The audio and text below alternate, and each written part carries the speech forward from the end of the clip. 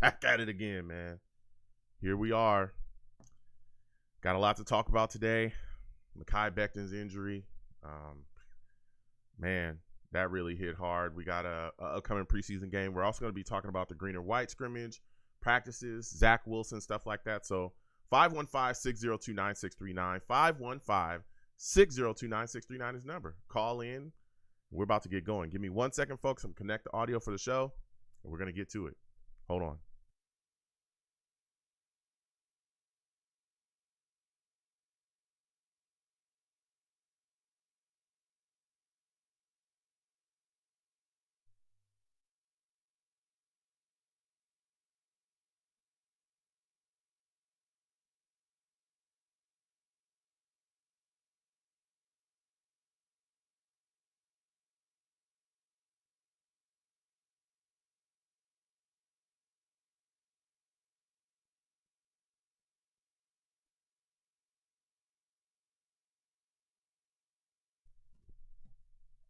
Blog Talk Radio.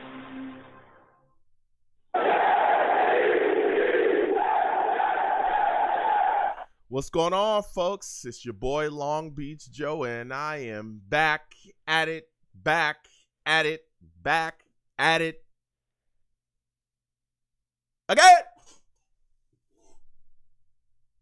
I'm back at it again, man. I'm back at it again, and boy, oh boy, do we have a lot to talk about tonight. Lines are hot. We're going to get to everybody. Please be patient. Listen, the New York Jets just can't catch a break. Things was looking good. Everything was flowing well, and we got a big injury with Mekhi Becton. We're going to be discussing that. We're also going to be talking about, the green and white scrimmage as well. Some of the things we saw come out of that too. And for those of you that may not know, the New York Jets have an upcoming preseason game against the Eagles, in a little bit. So there's a lot to talk about. But before I get into it, listen, let me open up the show. I'm the man of the people. I'm here for the people. Let me shamelessly promote my Facebook page. Everyone go on Facebook, search The Long Beach Joe Show. Like that page. My content's up there. Go ahead and give it a listen. Message me. I'll message you right back. I love going back and forth with folks about this football team. Also, leave me some feedback. I love hearing about what you folks think I do here on The Long Beach Joe Show. All right. Also, salutes to all the savages in the chat. Edward Stewart, J. Cole, 343, Emanin, Venom G, salutes. Listen, your boy is on iTunes, okay? Your boy's on iTunes, man. Go on over to iTunes, all right? And check out what I'm doing, okay? Going over to iTunes, click in, or type in the search bar, Long Beach Joe Show, all right? Go ahead, subscribe to my podcast there on iTunes, and leave you boys some feedback, okay? Leave me some feedback. Let me know what you folks think about what I'm doing over here. And I want to thank everyone that does that. I truly, truly appreciate it. You know what I'm saying? I truly appreciate it. I really do. And again, I want to thank everybody that already does that. It's greatly appreciated. I'm also, on YouTube as well. For those of you that don't know, I'm being told, every day pretty much, hey, Joe, you're a handsome guy. I say thank you. I'm not big-headed. I'm just a regular guy. But people say, hey, Joe, you're looking good, man. You're looking good. A lot of people say, hey, you got a face made for TV. You got a voice made for radio. What's up, man? What's going on? Like, we didn't know that. And I say, yeah, so why don't you come on over to YouTube, right? Hit that search tab. Type in Long Beach Joe Jets. Subscribe. Hit that notification bell so when I post content, y'all will be in the know. You know what I'm saying? Y'all be in the know. So if you want to see the shows live, you want to check in, you want to be in the chat with all the savages, everybody that's in there, come on by and, do that. Hit that subscribe button. Again, hit that notification bell so when I post content, y'all be in the know. Now with all that said and done, all right, there's been a lot going on. You can also catch up with me on Twitter as well, at The Long Beach Joe Show, as well. We've got a lot happening, man, with the New York Jets at this point. All right. A lot going on. And again, we'll get to everybody. Please just be patient. Listen, the New York Jets have suffered a big injury along the offensive line. Mekhi Becton in Friday's practice, in yesterday's practice, goes down, JFM and him collided. JFM hit him. John Franklin Myers hit him on a running play. And Becton ended up, falling kind of awkwardly, bending his leg back. And, man, it didn't look good. Now, keep in mind that Mekhi Becton has had a knee brace on for a bit, right? He had a knee brace on, for the green and white scrimmage, kind of messing around with it, but he had a knee brace on as well for this practice. And he was messing around with it a lot after that hit. And he tried to go through some team drills, and you could see that he was limping heavily coming away from these team drills. I'm talking heavily. It did not look good. He looked in pain. You could see his face. It was wincing, everything. So initially, everybody, even Sulla came out initially, said, hey, it's not that serious. We checked him out. Everything's going to be all right. No big deal. So everybody was like, okay, maybe he tweaked it a little bit. Okay, fine. Let's sit him down. Let's ice him. I said it myself, like, hopefully he's good to go. Everything's all right. But, let's just be careful with him. Be safe with Mekhi. Well, they said, hey, we're going to continue to run tests. We're going to go get an MRI. We're going to figure some things out here. And as they got MRI and continued tests, things started to look a lot more serious than we thought. Then the stories, kind of started to fly out there that this injury was a lot worse than what was initially anticipated. So then, of course, the concern started to escalate. Then as we continue to hear different things from different people about what was going on with Mekhi Becton and his knee, story starts to come out that Mekhi Becton, suffered the injury that he has is different than the injury that kept him out all last year. Keep in mind, this is a guy that worked his butt off to get back and get on this field. We missed him all last year, got hurt in the Panthers game, had a knee injury then. It took him all year to get himself back into, to get himself back to where he needed to be. Now they're saying to us, hey, there's a new injury. This is not the same injury he had last season. This is different. As they continue to do tests, they start to see it is in fact a kneecap injury. It's a new injury. It's a small chip-sized fracture in his previously surgically repaired right knee. Small chip fracture. Sulla comes out today after there was a lot of reports saying, hey, Mekhi, this could be serious. The timetable could be lengthy. He could be done for the season. Sulla comes out today and confirms that, yes, it's a chip fracture, and more than likely the season is over for Mekhi Becton, that he's not going to play this season, more than likely. Again, at this point that we're having these talks and having this discussion, it's not completely official, right? They haven't come out and said, hey, he's done. It's said and done. Not at this point. Maybe it gets sent out while we're talking.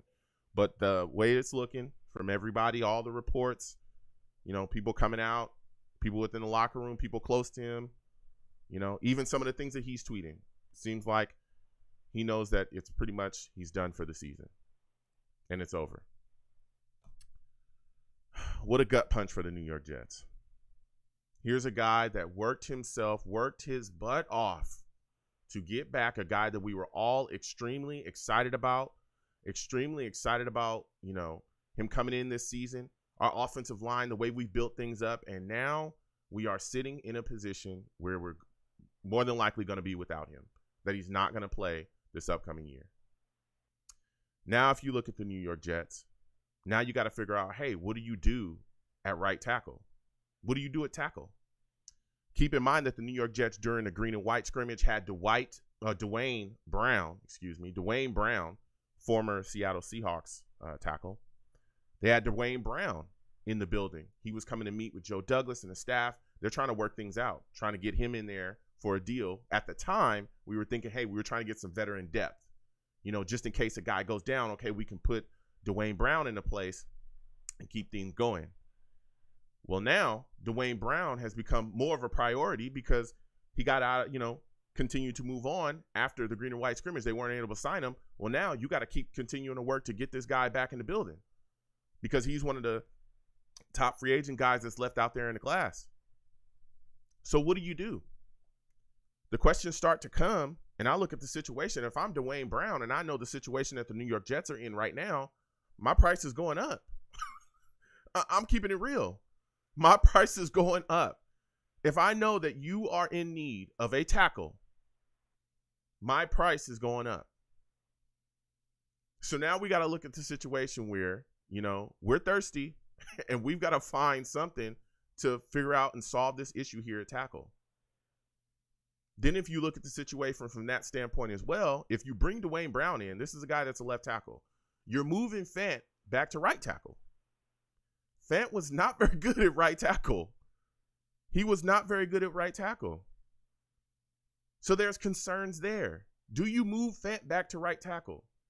Do you try to coach Dwayne Brown into being the right tackle and keep Fant at left tackle, where you have said from the beginning of camp, right? That's why it was like, hey, we're not having a competition between Becton and Fant because we're just going to keep Fant at left tackle. That's where he saw the most success.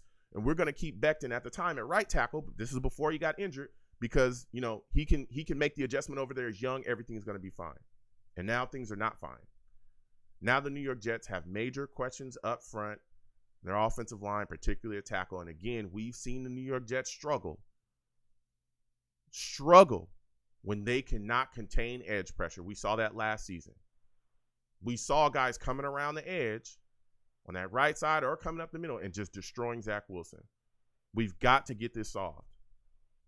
I'm wondering if the New York Jets, if they can't get Dwayne Brown signed, do you continue to go forward with Max Mitchell? What do you do? Now, keep in mind the New York Jets signed Caleb Benach. Apologize if I butchered that name. He's a guy that played for the Saints. He is more of a guard than a tackle, but he does have some tackle experience. But he's a guy, again, that was on a practice squad. So the Jets are looking shaky right now along the offensive line. Looking shaky, especially with Becton out, because there's so many questions. What do you do with Fant? Where do you move him? Who are you bringing in to solve these issues? Again, there's other guys that we can bring in as well that are out there. Nate Solder's out there, Eric Fisher, Jason Peters. Those are just a couple names. I don't know, again, Brian Balaga. There's other guys that are out there. But you got to wonder, man, what kind of situation is the New York Jets offensive line in? And again, if you look at what happened today in practice, the line without Mekhi Becton was struggling today in practice. Zach Wilson, from what some of the guys reported, would have gotten over 5 sacks. He would have been sacked over 5 times today. Over. Guys were just having their way with the line today. So here we are with a lot of questions, man. A lot of questions. And boy, oh boy, is this a big one here. Because again, we saw the protection last season break down for Zach Wilson, and the New York Jets offense was awful because of it. Awful last season because of it. And what really hits me is the gut punches, because Mekhi Becton literally worked his butt off to get back. He worked his butt off. Workouts, everything. All the negative things that people had to say about him, all the nonsensical stuff that people had to throw at him, all the adversity that he faced, he did everything that he could to get himself back out on the field. And this happens. It sucks, man. It sucks. It sucks. And it's also worse when you see certain Jets fans reveling in this situation, pointing their finger at him, making fun of him. I know y'all see it because I got to address this. It's awful. And I'm not saying every Jets fan is doing this. I'm saying that there are Jets fans out there, and I know y'all see it across social media, that are reveling in the fact that Mekhi Becton is hurt. And that's sad. That is truly sad. To try to use this situation to make some nonsensical point that you have. This man worked to get back. He is a Jet. He's one of us. And you're sitting here laughing and pointing your finger because he has a knee injury. Sad, man. Really sad. So much negativity with some Jets fans. But that's why it's good to have a coach like Robert Saleh. Saleh came out today and shut down a lot of the criticism that was given to Mekhi Becton. He talked about how hard he worked to get back on the field, how he did everything that he needed to do, how he was putting his best foot forward and he was getting the best that he could out of himself. He said that. He said that the team was going to continue to support Mekhi Becton, that his days here are not over. They're not over. And that he hopes that everybody else continues to support him just like the team does. And if you're not going to do that, and by his words, you can keep it moving. Any Jets fan that is sitting here reveling in the injury of Mekhi Becton, you can keep it moving. It's frustrating, man. So many questions along the line now. We're going to get to the lines. We're going to be talking about the green and white scrimmage today. We're going to be talking about the upcoming preseason game against the Eagles. Let me tell you, it's quite a bit to talk about, all right? Quite a bit to talk about. Salutes to everybody. Again, the number is 515-602-9639. 515-602-9639 is the number. Call in. We're taking all callers. First caller I'm going to go to. This is crazy. Again, please like the stream if you have not liked the stream. Share the stream as well with your friends and your family across your social media. If you like to give to the stream, please do in the super chat. If you don't want to hit the super chat, you can hit the Cash App, which is at the bottom of the screen. Anything that you give to the stream is greatly appreciated. Again, 515-602-9639. 515-602-9639 is the number. Call in. We are taking all callers. First call I'm going to get to is my guy, Rusty. Rusty, I'm coming directly to you. Jason, we'll come to you next. Rusty, how's it going, my friend? For those of you that do not know, Rusty is a savage, man. He's a savage. He's a savage. Rusty, salutes, man. Here we are, sitting here.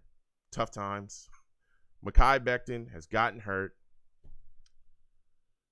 Chip fracture on his knee. How are you feeling about this situation, man? Salutes, Joe. Salutes, savages. Not good. Yeah. You know, not good. But, I mean, it is what it is. I hope that we get a right tackle. I hope we sign somebody as a right tackle. I don't know so much as Brown as everyone else does because, like you said, just said, Fant is a horrible right tackle, you know? So just to move him over, that wouldn't be too good of a thought. You know, get somebody at right tackle and then, I don't know, have an end help him out. We got ends now. So hopefully that's something that we can Band-Aid up a little bit. Yeah. Sucks about Mekhi. It really does. He was, no pun intended, but it literally is a mountain of a hole. Yeah. You know, he's a humongous dude. But I don't know. Hopefully the Raging Cajun could do something. But it's a big hole. It's a big hole. And the way that I see it, you know, if you're going to do it, don't take from the other parts of the line that are good.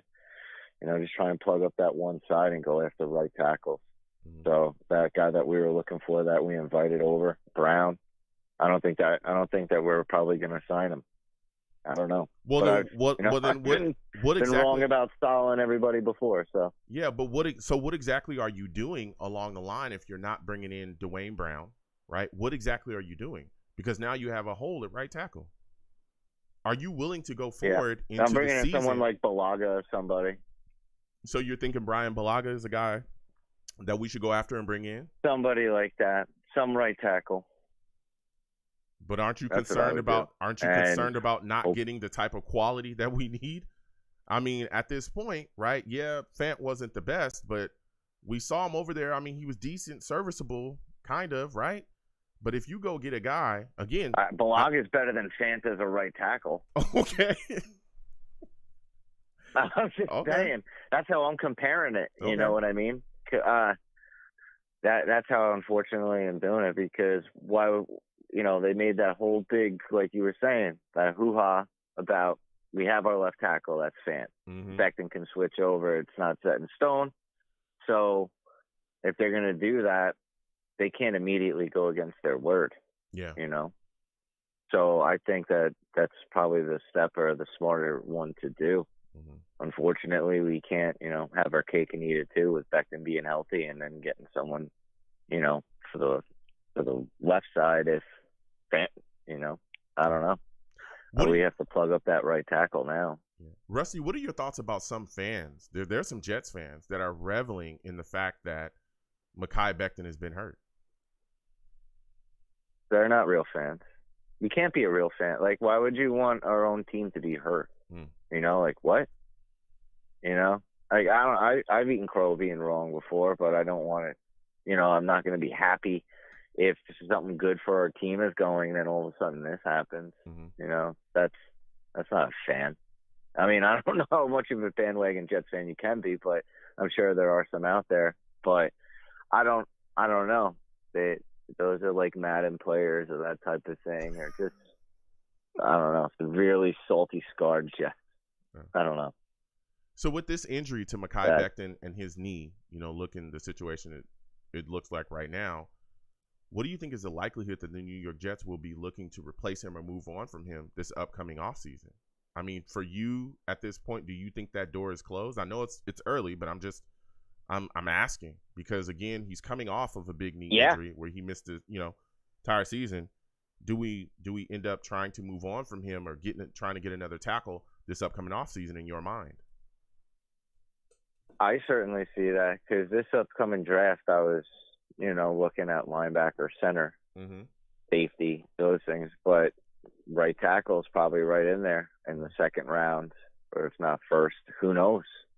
That because you can love having a player so much, but at the end of the day, it sucks that you get injured, but you got to be there. And it's not no fault to his own. It's not like he sat there and just like stabbed his knee and broke it and wanted it to happen. It's just a truly unfortunate thing. And he was in some crazy shape, so he's trying, but you have to think of the whole team as a whole, and it's truly unfortunate. But I think that's what we're going to do next year is draft somebody or something like that. Yeah, you have to. Yeah. It stinks because it's a different injury on that same knee. Yep. It's like, oh no, it's not good. It's not like it's the same thing. Yeah. How concerned are you about I'm sorry, Bud, what were you saying? No. How concerned are you about the offensive line gelling now that Becton is sitting down with this injury, which again, from even Coach Seller's mouth, it seems likely that he's going to miss the season. How concerned are you about the offensive line gelling with all the shift that could come? We're talking about possibly moving Fant to right tackle, bringing in, a guy at left tackle, whether it be Dwayne Brown or someone else. You brought up Balaga. How concerned are you about the offensive line gelling going into the season? Because we've seen them struggle today in practice. Yeah, it's definitely concerning. But, I mean, for all the guys to keep their mind state, you'd have to keep them where they are, and just that's how I see it. Like, I don't know. You can't have everybody shuffle around right now.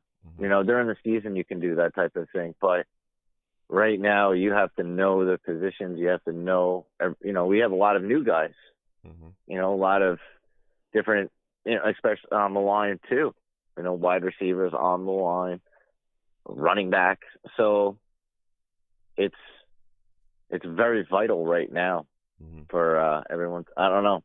It stinks. It really does. I think that we're probably going to go for a right tackle. I don't see them really doing the Fant move. He's terrible. He really is, Joe. Yeah. He really is a horrendous right tackle. So I don't know how you could move him. And the only one I think it's pretty much set in stone in a way. Yeah, I don't know. That's what I'm thinking. What we can do. That's what I'm thinking, because when I look at the situation, I'm guessing if you go after Dwayne Brown, and again, if we're going after Dwayne Brown, can you coax him into playing right tackle? And I'm guessing that if the price is right, and this is for any tackle, honestly, that's out there. If the Jets are hitting your line right now, maybe yesterday you would have taken, $3 million, $2 million to come in. Well, the Jets have issues at tackle right now. So maybe you bump it up, and maybe you're looking at 5, 6, maybe you're talking $7 million for a year, because we're in so much need. And that's what I think is Joe Douglas is going to have to face out there. And again, I love Joe Douglas. I think he's done a great job, right? I think he's put a lot of things into place. But the penny pinching. And look, I don't want us to get fleeced. That is not what I'm saying. But it is imperative that we solve this issue at tackle. Imperative. If we can go get somebody, again, Dwayne Brown is the name's constantly out there. Dwayne Brown is a guy that, hey, we can count on. I know that there's been a lot of talk about Tevin Jenkins. Salutes to the Savages in the chat. NY Jets FL says, weren't the Jets looking at Bears O-lineman in a trade? There were some rumors about Tevin Jenkins, but the issue with Tevin Jenkins is he has the same issues, according to reports, right? Reportedly, that a lot of people are getting on Mekhi Becton for having here, supposedly, right? Tevin Jenkins, they talk about his lack of maturity. They talk about his injury issues. They talk about his weight. They talk about the fact that he hasn't played up to the potential of what they thought. People talk about that. So why bring that in here? Why? And again, even Tevin Jenkins at his best played nowhere near to the level of what Mekhi Becton has played at. Nowhere near. So why take a chance on that guy? And then you'd also be giving up capital for him. That's why I'm telling you, this gets tough. It gets tough, and I'll go even further, Rusty. I'll go even further, right? We're talking about tackles on the outside, right? Trying to fill this right tackle position. Does anyone know that Fant is on the last year of his deal? We've been trying to get an extension with him since this offseason. Hasn't happened. Do you know that if that's Fant, what's terrible too because of the draft? if Fant, I want to put so this now out it's here. like the whole line again. Exactly. If I want to put this out here, okay, salutes to all the Savages, everybody listening. If Fant has a good year, I'm talking about a good year as a left tackle in this league, when the offseason comes, everyone will be vying for his services. Left tackle is one of the most important positions in the league. If you cannot get him extended, right, he's going to be asking for money this upcoming offseason. He already knows a lot of it. Yeah, he already knows you have an issue at tackle as well because Mekhi Becton will be coming off that injury. I'm pretty sure his agent is going to say, I'm going to bet you guys are probably not going to lean all of your chips on a guy that's been injured twice and missed basically 2 seasons to come back and just be okay and everything's fine. I want cash as well. And if you don't provide me, I'll walk out into the market. That's what could happen. Yeah, we got ourselves a conundrum. Yeah, I'm just laying this out there. But listen, Rusty, I'm going to ask you one more, and I'm going to let you go because the lines are hot right now. We're going to get to everybody. Listen, Rusty, as this upcoming game is coming here, we got the Eagles in the preseason. What 2 position groups are you watching the most for the New York Jets when we go up against these Eagles, man? First, I'm watching corners because I really want to see how Sauce acts. I want to see him getting burned, like I do. I want to see him get burned and humbled and then bounce back. I do. I want to call him Sauce. Rusty, why? I do. why do you want to see our rookies get cooked? You just want them to learn, bro. You just want them to learn the hard way. No, I want them to learn. I do. I really want them to learn. I want them to get baptized by fire and then get it out, and then just hit the season running. I really do. Because if you're getting picked at number 4, I don't care, man. Like, you're in Deion Sanders territory, Revis territory, those types of names. Mm-hmm. You really are. Mm-hmm. And it's no fault to your own. You did good in college, but, here it is. Yeah. I know that Stingley's going to bottom out. That's going to be glorious. But I want to see Sauce become who, what we have to, I don't know, what we expect him to do or what I expect him to do. I'm a little harder. I'm a jerk sometimes, but it is what it is. Yeah. But, I expect the best out of him. And then the defensive line. Okay. I want to see some sacks, and I want to see the screens get swallowed up and 3rd and 20s get gone. Okay. That's what I want to see. Okay. Hey, listen, Rusty, you had a call tonight, man. I'm going to let's give Rusty a hand, man. Let's give Rusty a hand. Let's give Rusty a hand.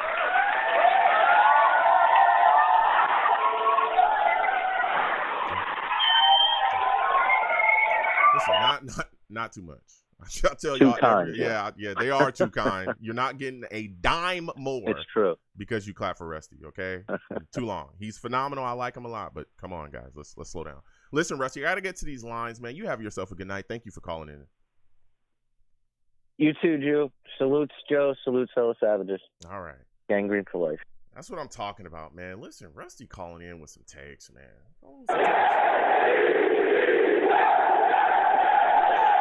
We're going to keep getting to these lines. Again, 515-602-9639. 515-602-9639 is the number. Call in. We're taking all callers. Next, I'm going to my guy, Jason, North Carolina, and 914 will come to you next.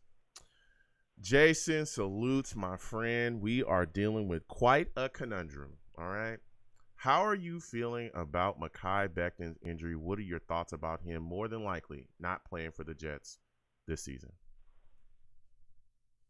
Well, it's an unfortunate event.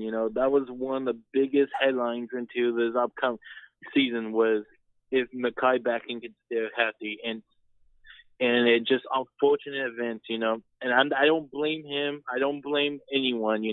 Look at people in the past, Quinton Ewald. Those great players that just couldn't stay healthy. It's not because of their fault. It just happened. So just seeing this unfortunate event, it just sucks for him, and it seems like, because I like Becton, dude. Becton, dude, he did his best to be where he's at today, and just to see him just to have an injury season, it just sucks. Yeah, it does. So when you look at this situation that we have here, right?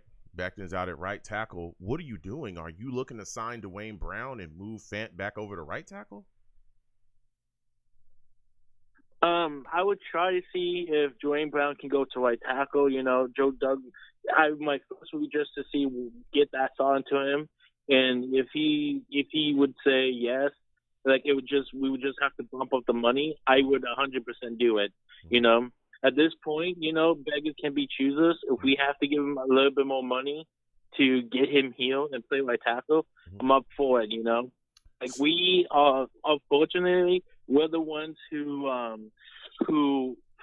can't talk. Brown has all the power at this point. So if to me, I would give him as much as it would take for him to get here, just because it's going to be a 1-year deal. So it doesn't matter. Like at the end of the season, he'd probably be gone, and we can get this offense back and go. So I mean, how much if you were the general manager, and let's say he comes to you, you're trying to work some things out with him. What is the most that you're even willing to give him to be here?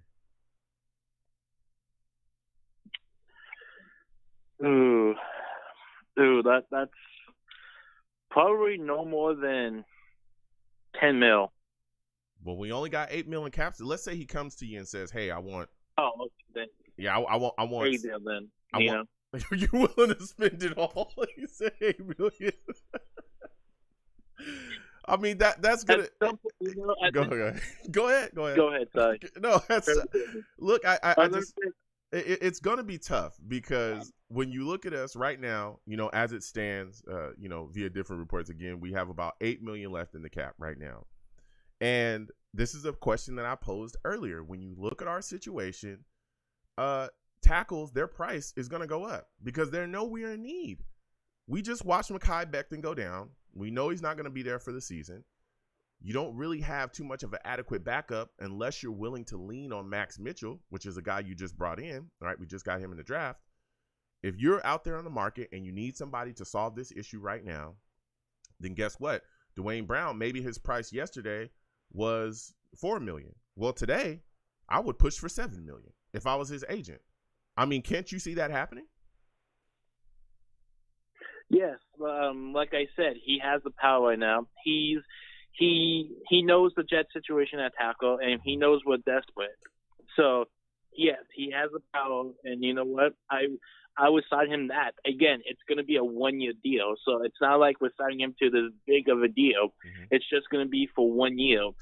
So for a 1-year deal, I'm willing to accept that because of this big injury. That's at this point, you just got to swallow it for 1 year and be like, okay, yes, get this done. Yeah. So as we continue to move forward and talk about this offensive line, because, we got this preseason game coming up and there's been practices, things have been, flying around. There's been a lot of positive talk about Zach Wilson, right? A lot of positive talk about him so far. We saw in the green and white scrimmage, he was able to put some things together, made some solid throws. He missed some things here and there, but That's going to happen.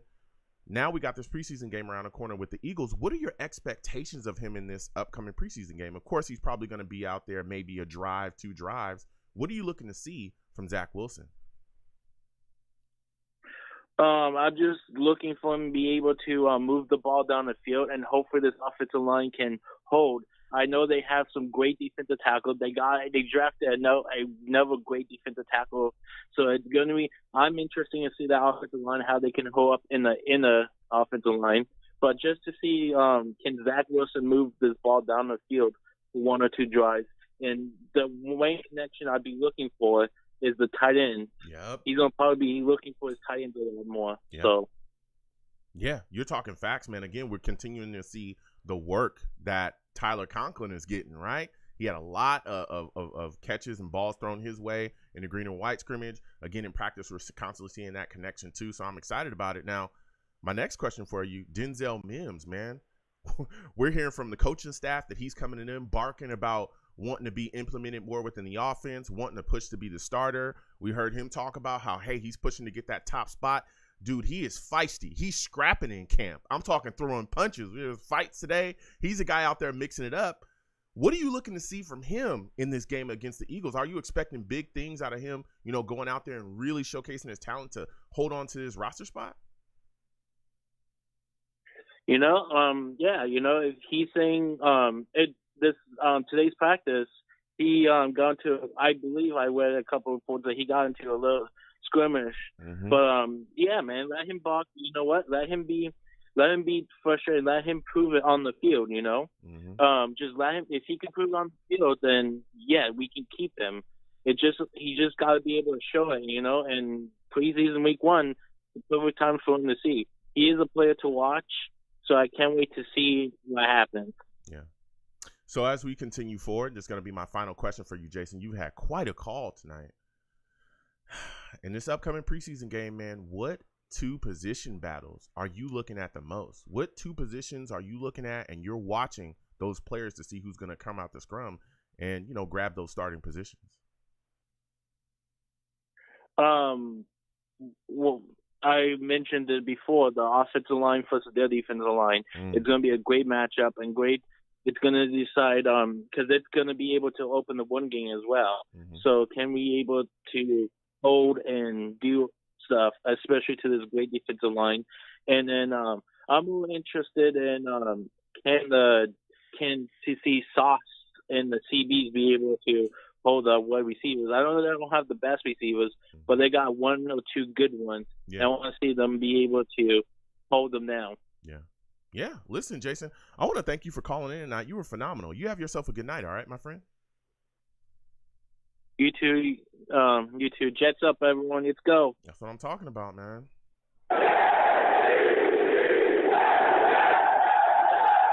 Listen, we're going to keep on rolling. Again, the number is 515-602-9639. 515-602-9639 is the number. Call in. We are taking all callers, and boy, oh boy, do we have a lot to talk about. Please share the stream with your friends, your family, along your social media. Also, give the stream a thumbs up, okay, if you have not already, and please subscribe if you have not subscribed, and hit that notification bell. If you want to give to the stream, the super chat's there. Please do that. If you want to give through the Cash App, you can give through the Cash App as well. It's all greatly appreciated. Now, speaking of giving to the platform, salutes to True Senate with the big donation.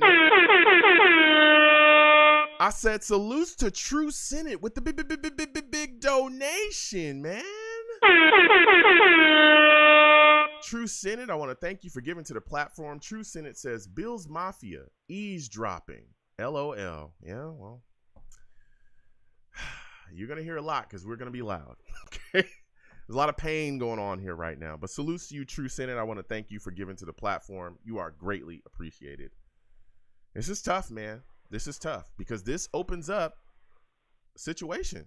Because like I just said, a lot of people are talking about the outside tackles, right? They're talking about trying to shore up, bringing in Dwayne Brown, Balaga, Eric Fisher, these guys that are still kind of out there. There's Jets fans talking about trading for Tevin Jenkins. All right, cool. But what about when you look at the situation with George Fant and he's on the last year of his deal and he's like, whoa. I'm sure his agent is sitting back like, you guys really don't have a tackle outside of Fant right now. Maybe this offseason our price goes up. Feel free to bet on Mekhi Becton. He's been out, which is now going to be 2 years, it's looking like. You might want to re-sign my guy to the type of cash we're looking for, or we'll walk, especially if Fant has a good season at left tackle. This is going to be rough, man. We'll keep getting to these lines again. 515-602-9639. 515-602-9639 is the number. Call in. We are taking all callers. Again, salutes to all the savages in the chat. Next, I'm going to my guy, North Carolina. This Jets fan is something else. He knows the Jets through and through, okay? We're talking through and through. Salutes to you, my friend. I want to thank you for calling in tonight. Give me your thoughts on the New York Jets tackle situation. Joe. What's going on? What are your thoughts on the Jets tackle situation right now, man? Are you a guy that wants to see us go grab Dwayne Brown immediately? Well, it looks like right now we don't have much of a choice. We're going to need to make a stopgap move to buy us some time with Max Mitchell and to take a look at the 2023 draft class of next year. Mm-hmm. And I have some concerns because I'm not sure. I haven't done any research. I've, played around a little bit on different simulations to take a look at what some of the projections are for 2023. And because I know this recent class was very good, man. We passed up on some good tackles. Charles Cross, Mekhi Becton, Evan Neal. Yep. That I really like those guys. Really like that class. And I'm really concerned. I like George Fant. And I never imagined I would have said this a couple of years ago that I like George Fant because at the time we signed him, there wasn't too much thought about it. It was just a notable mention, kind of a little lower end signing, a swing guy from Seattle that was pretty athletic, but a guy who hadn't really tapped his full potential. And it seemed like with us, he's hitting his stride at left tackle. I think he's found his home at left tackle, and I don't want to see him moved for anything. Now, hold on a second. I'm really concerned. Hold on a second, and we're going to cover this because I want to get your takes. All right, listen, I'm looking at the situation and I'm saying, well, now that Becton's probably going to be done for the season, well, you got Fant on the last year of his deal. Could you see a situation where we may not be able to keep him either because his price tag is going to go up because he knows that the Jets are in need of tackle as well? I think and trust that Joe Douglas will be in negotiations with him and attempt to make an honest attempt to get him signed before the end of this 2022 season. I trust that he will be in negotiations with him.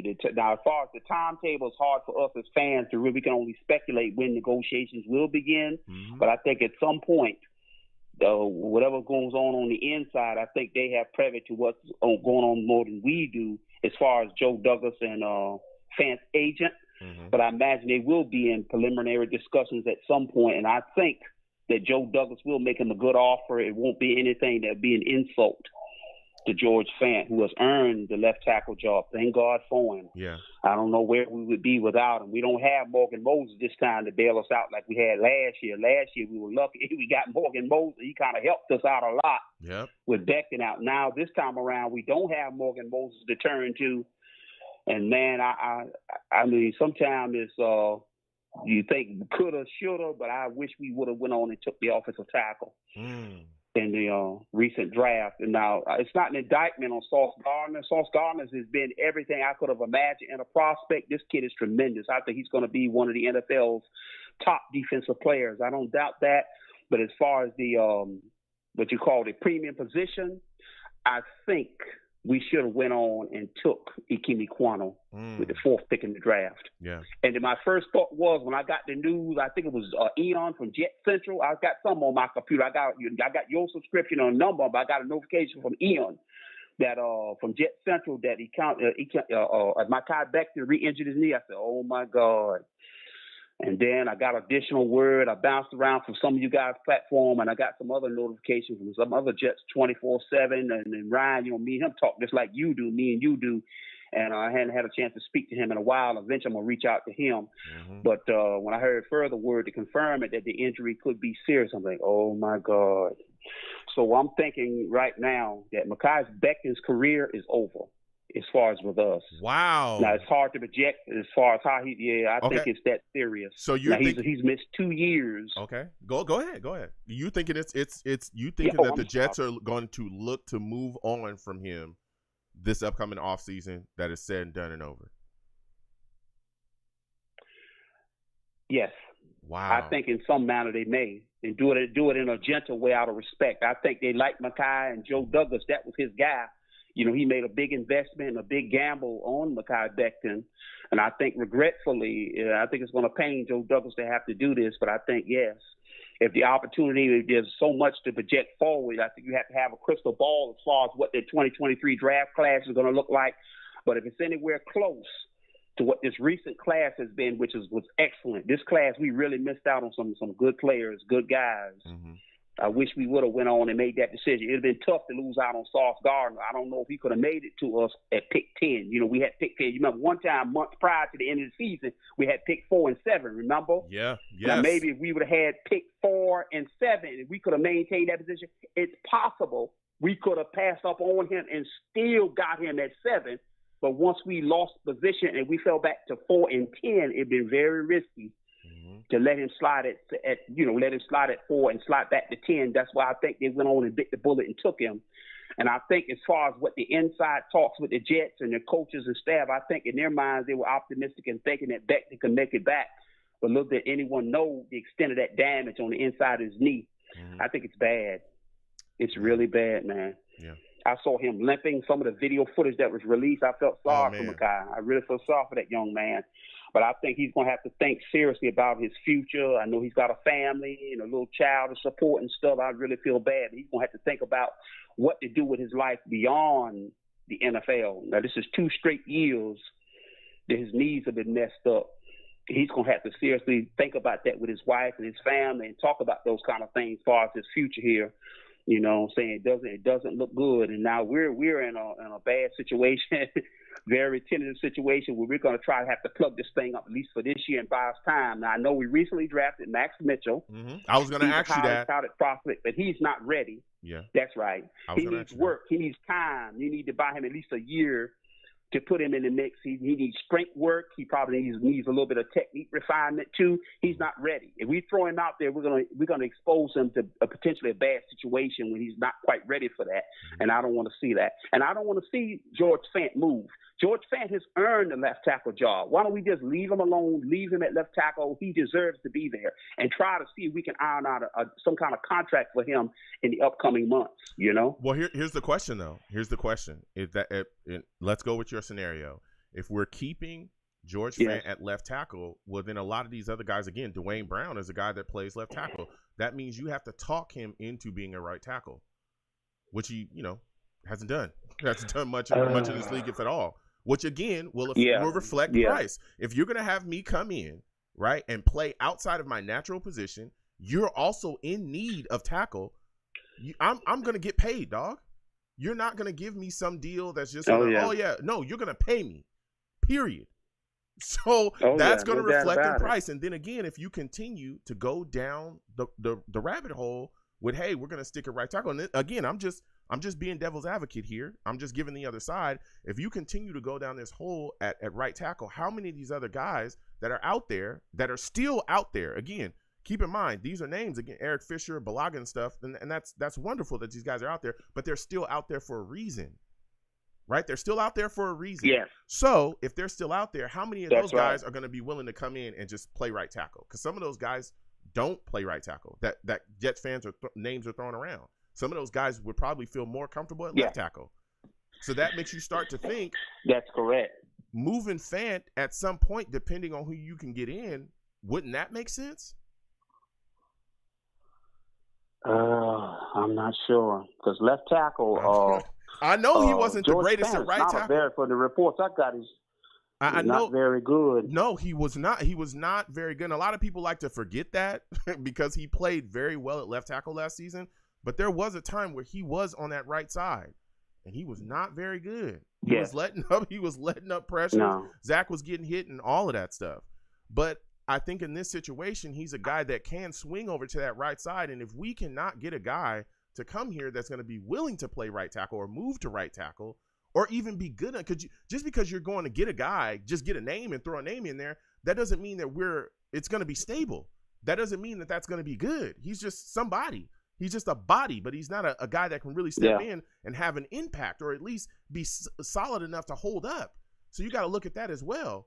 So if you can get a guy like Dwayne Brown, that's right, and bring him in and put him in that left tackle position and say, listen, Fant, I know we told you at the beginning of camp, we told you you're going to be a left tackle, but look, things have changed. You're moving to right tackle. That's what you got to do. That's what you've got to do. Okay. I'm sorry. But that's how the cookies crumble. You know what I mean? Unless the only way. That's true. Right. And if you can't get a guy in here that's going to be willing to play right tackle, maybe you look at Max Mitchell and say, we drafted you for a reason. Maybe it is time to take the training wheels off and put him out there. What are your thoughts about possibly? Again, I know you said he needs a little time, but if the pressure's on, would you do it? Yeah. I think that's the worst case scenario. I can see that as a possibility as well. The Max Mitchell may have to get in there as a rookie, and it makes me a little nervous because this schedule is no joke. Going against the Green Bay Packers, the Baltimore Ravens, these are very, very tough opponents. And with a young tackle that needs a little strength work, needs to build some muscle mass, needs some technique refinement. This is, oh boy, it's going to really test LaFleur, who I really love as an offensive coordinator. It's going to test how he's going to scheme this thing and make it work. To try to mask our deficiencies at right tackle, to try to cover that up. He may have to implement and add an extra tight end to block, maybe go with a 3 tight end formation instead of 2 tight ends, and maybe mixing a third out of the backfield, maybe motioning. He's going to have to figure this thing out. Biggest thing is getting people blocked for Zach Wilson and give him the opportunity to make plays, And this is why I'm telling you, here we go. Because here we go. I love that take because that's where I was going as well. I thought when I look at this situation now, I think the impact, right, of us bringing in solid tight ends is going to be so huge going forward because all of these guys have some ability to block. We have not had that kind of double factor, that kind of double combo, guys that can be pass threats, guys that can also block in years since like Dustin Keller, right? So we got CJ, we got Tyler Conklin. A guy that Tyler Conklin has been, he's been putting in work, right, all throughout camp. CJ has been doing the work, but we talk about Jeremy Ruckert, who just got on the practice field today, got out of his injury, and he's looking good. He's going out there and making plays. But again, he's a guy that when you talk about him, he's one of the guys that was one of the top run blocking tight ends in the class. So I think that's what we will see. The adjustment from Mike LaFleur will now be, we're going to utilize the tight end position probably more effectively. We're probably going to come out in more big sets, and that's going to be the threat. And that can really help us as well because, like you said, at tackle, we're going to be scrubbing around. I don't know exactly who we're going to bring in. Again, there's a lot of talk about Dwayne Brown, but if Dwayne Brown and that price doesn't work for us, what else do you do? So I think the tight end position, like you said as well, will be used quite effectively. And we see that in San Francisco. We saw it. Of course, they have Kittle and they got those guys. But we see that they use the tight end in the Shanahan offense, which is what we're running. They use the tight end like nobody's business. Right. We see it. Go ahead. It's possible to leave Fant at left and just try to figure out how they're going to scheme and mask and cover up the deficiencies on that right side. Yep. They're just going to have to figure that out, how to do that as far as stopgap measure. And that's what we're in the mode now is stopgap, try to plug it up this year and then look long term. And just I really feel bad about this situation. It's the only dark cloud right now with this franchise. There's so much going on to feel positive about. The development of Zach Wilson, the overall influx of talent. This team has been tremendous over the last 2 years, which is really a short window of time. In 2 years, Joe Douglas has added a lot of really good football players. And a lot of the fans like myself, old fans like me, have had something to feel excited and enthused about. And this is like a dark cloud with the Becton situation, Yeah. And there's a nightmare scenario. It is. And what sucks is the options when you start to look at the scenarios that can play out, and then you look at some of the options that's out there, it makes you wonder a bit. Yeah, we like Dwayne Brown, but the price, people talking about making a trade for Tevin Jenkins, who honestly is in my opinion, from all the reports and everything we're hearing from, the media out there out of Chicago, he's in a worse off position than with Mekhi Becton. Of course, if Mekhi was, healthy, This guy is the maturity issues, Oh, yeah, weight yeah, issues, yeah. injury issues, all that stuff with him. And then there's talk about Andre Dillard from Philly as well, but we got to see what's going on with that. What would Philadelphia want? Again, I know he probably or he has possibly made a call out there. There's reports that he's made a call, or Joe Douglas has made a call to Philly, so we'll see how that kind of pans out. But man, it's going to be tough. It's going to be tough. You better believe that Joe Douglas is kicking the tires, and as we speak right now, making phone calls and making contacts. So I trust him. He's on it. Yeah. He's on it. If there's any way within reason to get something done to try to solidify the right tackle position this year, you have to believe and trust him that he will attempt to do that. Yeah. Honestly. So he is a very, very competent general manager, Yeah. So as we continue to move forward, man, because again, this preseason game is right around the corner. Yeah. There's been a lot of positive talk about Zach Wilson. Oh, yeah. Did some good stuff again in that green and white scrimmage. Now we're going forward. What are your expectations out of him coming up in this first preseason game? What do you want to see from Zach Wilson? I'm guessing he's probably going to be out there maybe 1-2 drives. I would like to see the starters out there for a quarter, but we'll see. But maybe 1 or 2 drives in the first game. So first preseason game. What are your thoughts about what you want to see out of him? I think you're right. He'll get a couple of series to just get some work in, get some reps. I want to see him show command and decisiveness, getting the ball out quickly, not sitting back and eating the football and taking sacks and unnecessary pressure. I want to see him coming out, showing decisiveness, gathering his teammates together, showing command and confidence. You can see it in the body language, and I want to see him display that in that first preseason game. I want to see him going out there and just whipping the ball around, not hesitating, getting the ball out quickly, decisively, knowing exactly where to go. And then once you really know where to go, pre-snap read, we've learned that from Peyton Manning. He was the master. Pre-snap understanding. Once you understand what's going on, it's really irrelevant as far as what the defense does. Mm-hmm. You know what I'm saying? Unless they hit you with a zero blitz and it's just all out, and somebody just missed the block and don't pick it up, and the quarterback, just gets hit. Yeah, that you're completely right. So listen, it's been a phenomenal call. My last question for you before I let you go is, what 2 positions are you going to be looking at in this upcoming preseason game? What 2 position battles are you really keeping your eyes on the most? Oh boy, that's a tough one. Obviously, you're going to be looking at the left tackle. The right tackle spot. Mm-hmm. With the Becton situation, that's number 1 now. That's thrust itself into the number 1 spot. And number 2, I'm thinking edge rush. Is Bryce Hoff ready to make that leap? Yeah. I know we've added some good young prospects like Jermaine Johnson and Michael Clemens. We added some really good prospects. I want to see something from Bryce Hoff and Jabari, what's his name from Florida? Talking Jabari about Zuniga.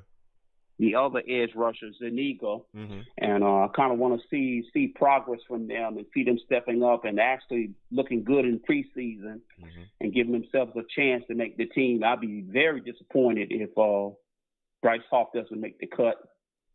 He was one of my favorite prospects from that draft class. I think that first draft class from Joe Douglas. Yeah. And we'll see. Yeah, we'll see. Listen, it was phenomenal speaking to you, my friend. Please call in next time I have a show. Sure. You have yourself a good one, man.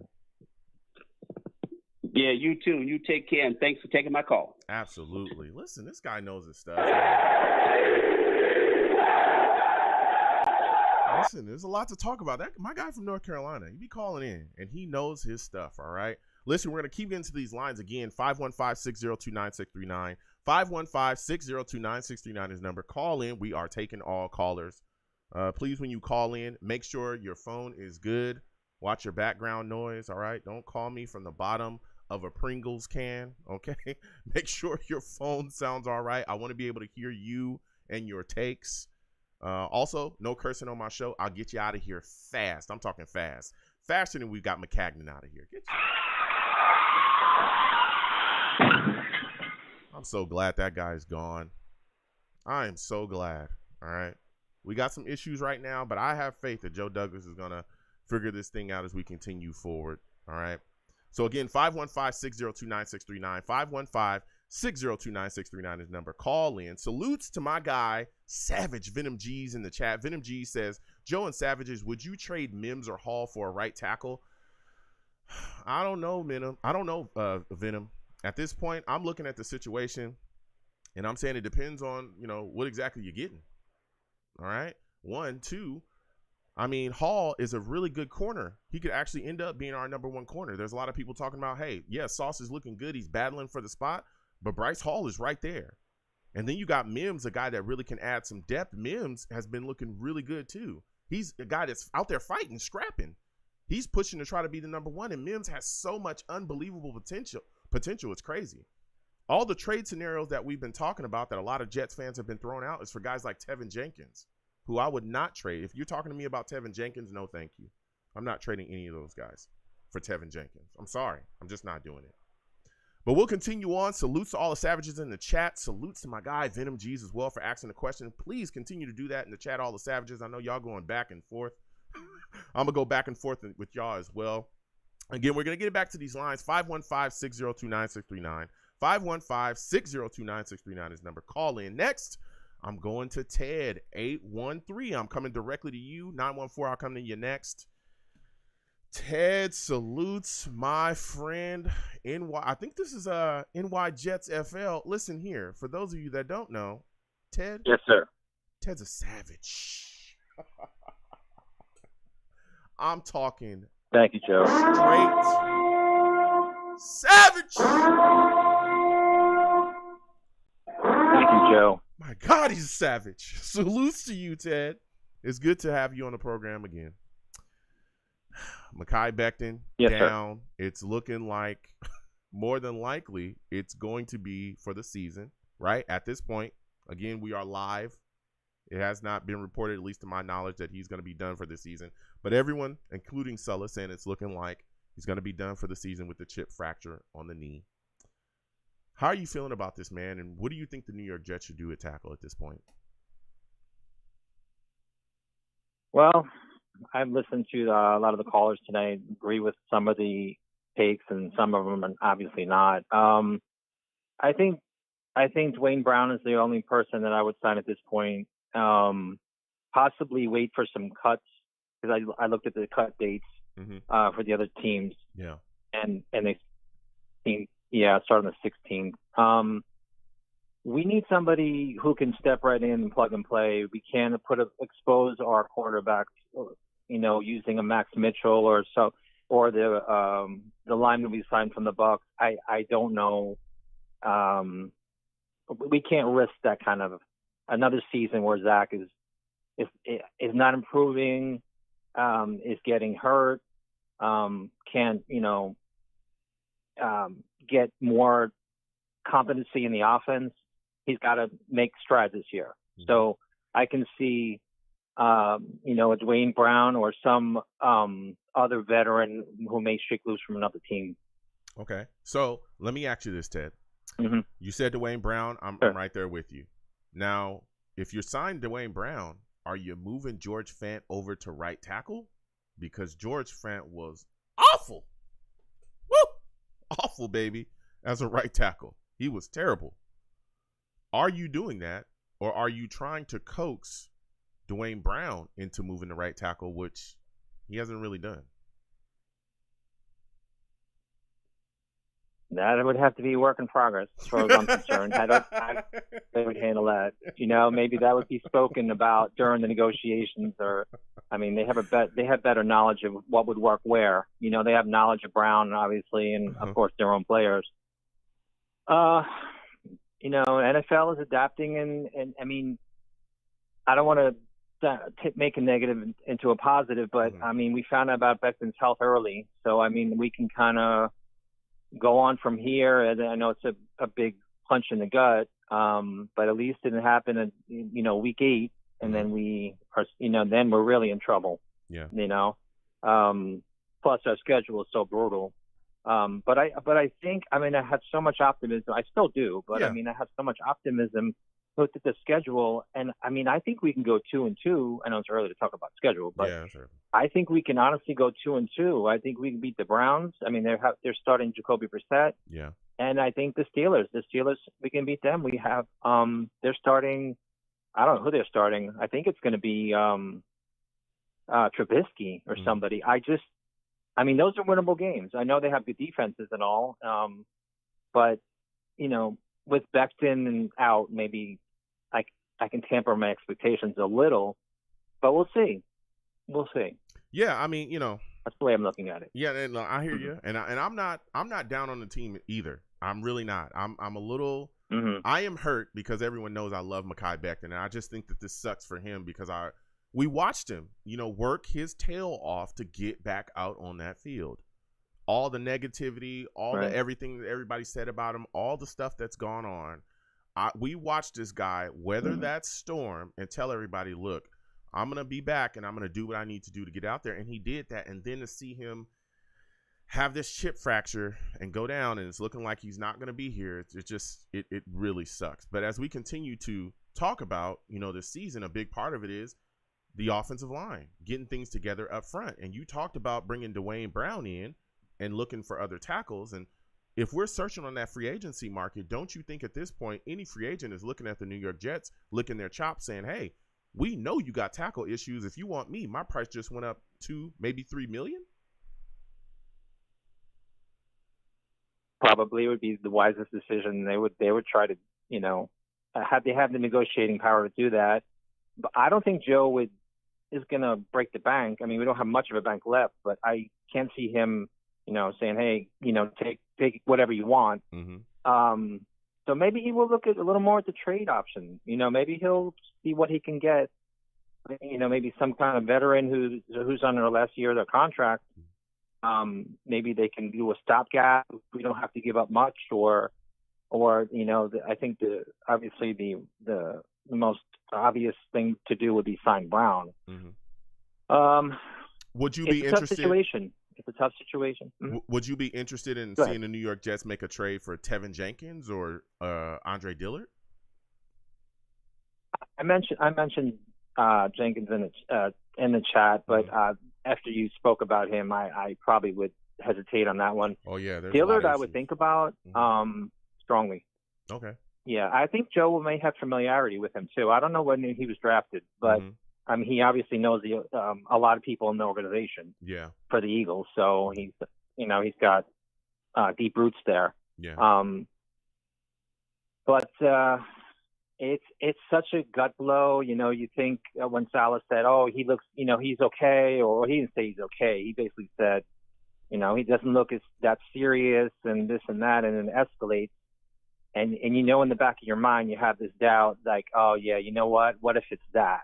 Yeah. You know. Yep. It's just, you know, it's just been a hard thing to swallow with so much optimism with the team and Lawson coming back and the rookies and the camaraderie and the team, you know, working out wherever they worked out in Idaho, wherever they went. You know, JetBlue, free miles for Wilson. He doesn't pay for his flights or anything, but it's tough. It's tough, but you know, professionals will go on. It's, you know, it's a team sport, and day by day, I guess you have to have you know, a long-term, medium-term, and very short-term goals in business too. You know, any kind of career, business, life, but especially NFL, you have to move and dodge very quickly. Yeah, you do, and the adjustment that I think we have to make, and again, it sucks. This is a gut punch because, you know, we were all talking about Mekhi and we're all excited for him coming back. And because, again, we've seen when he's fully healthy, he's an elite tackle in this league.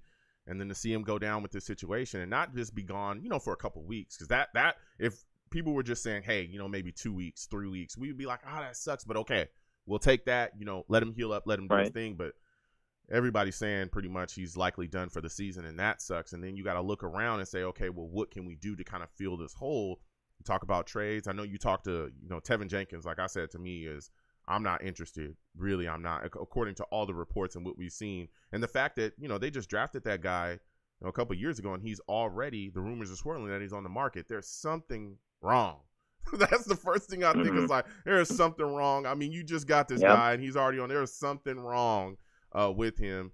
And then, Dillard is a guy that I think can come in and be solid. I don't think he comes in and, he's going to be like the best, tackle in the NFL, but he's a guy that can come in and be solid.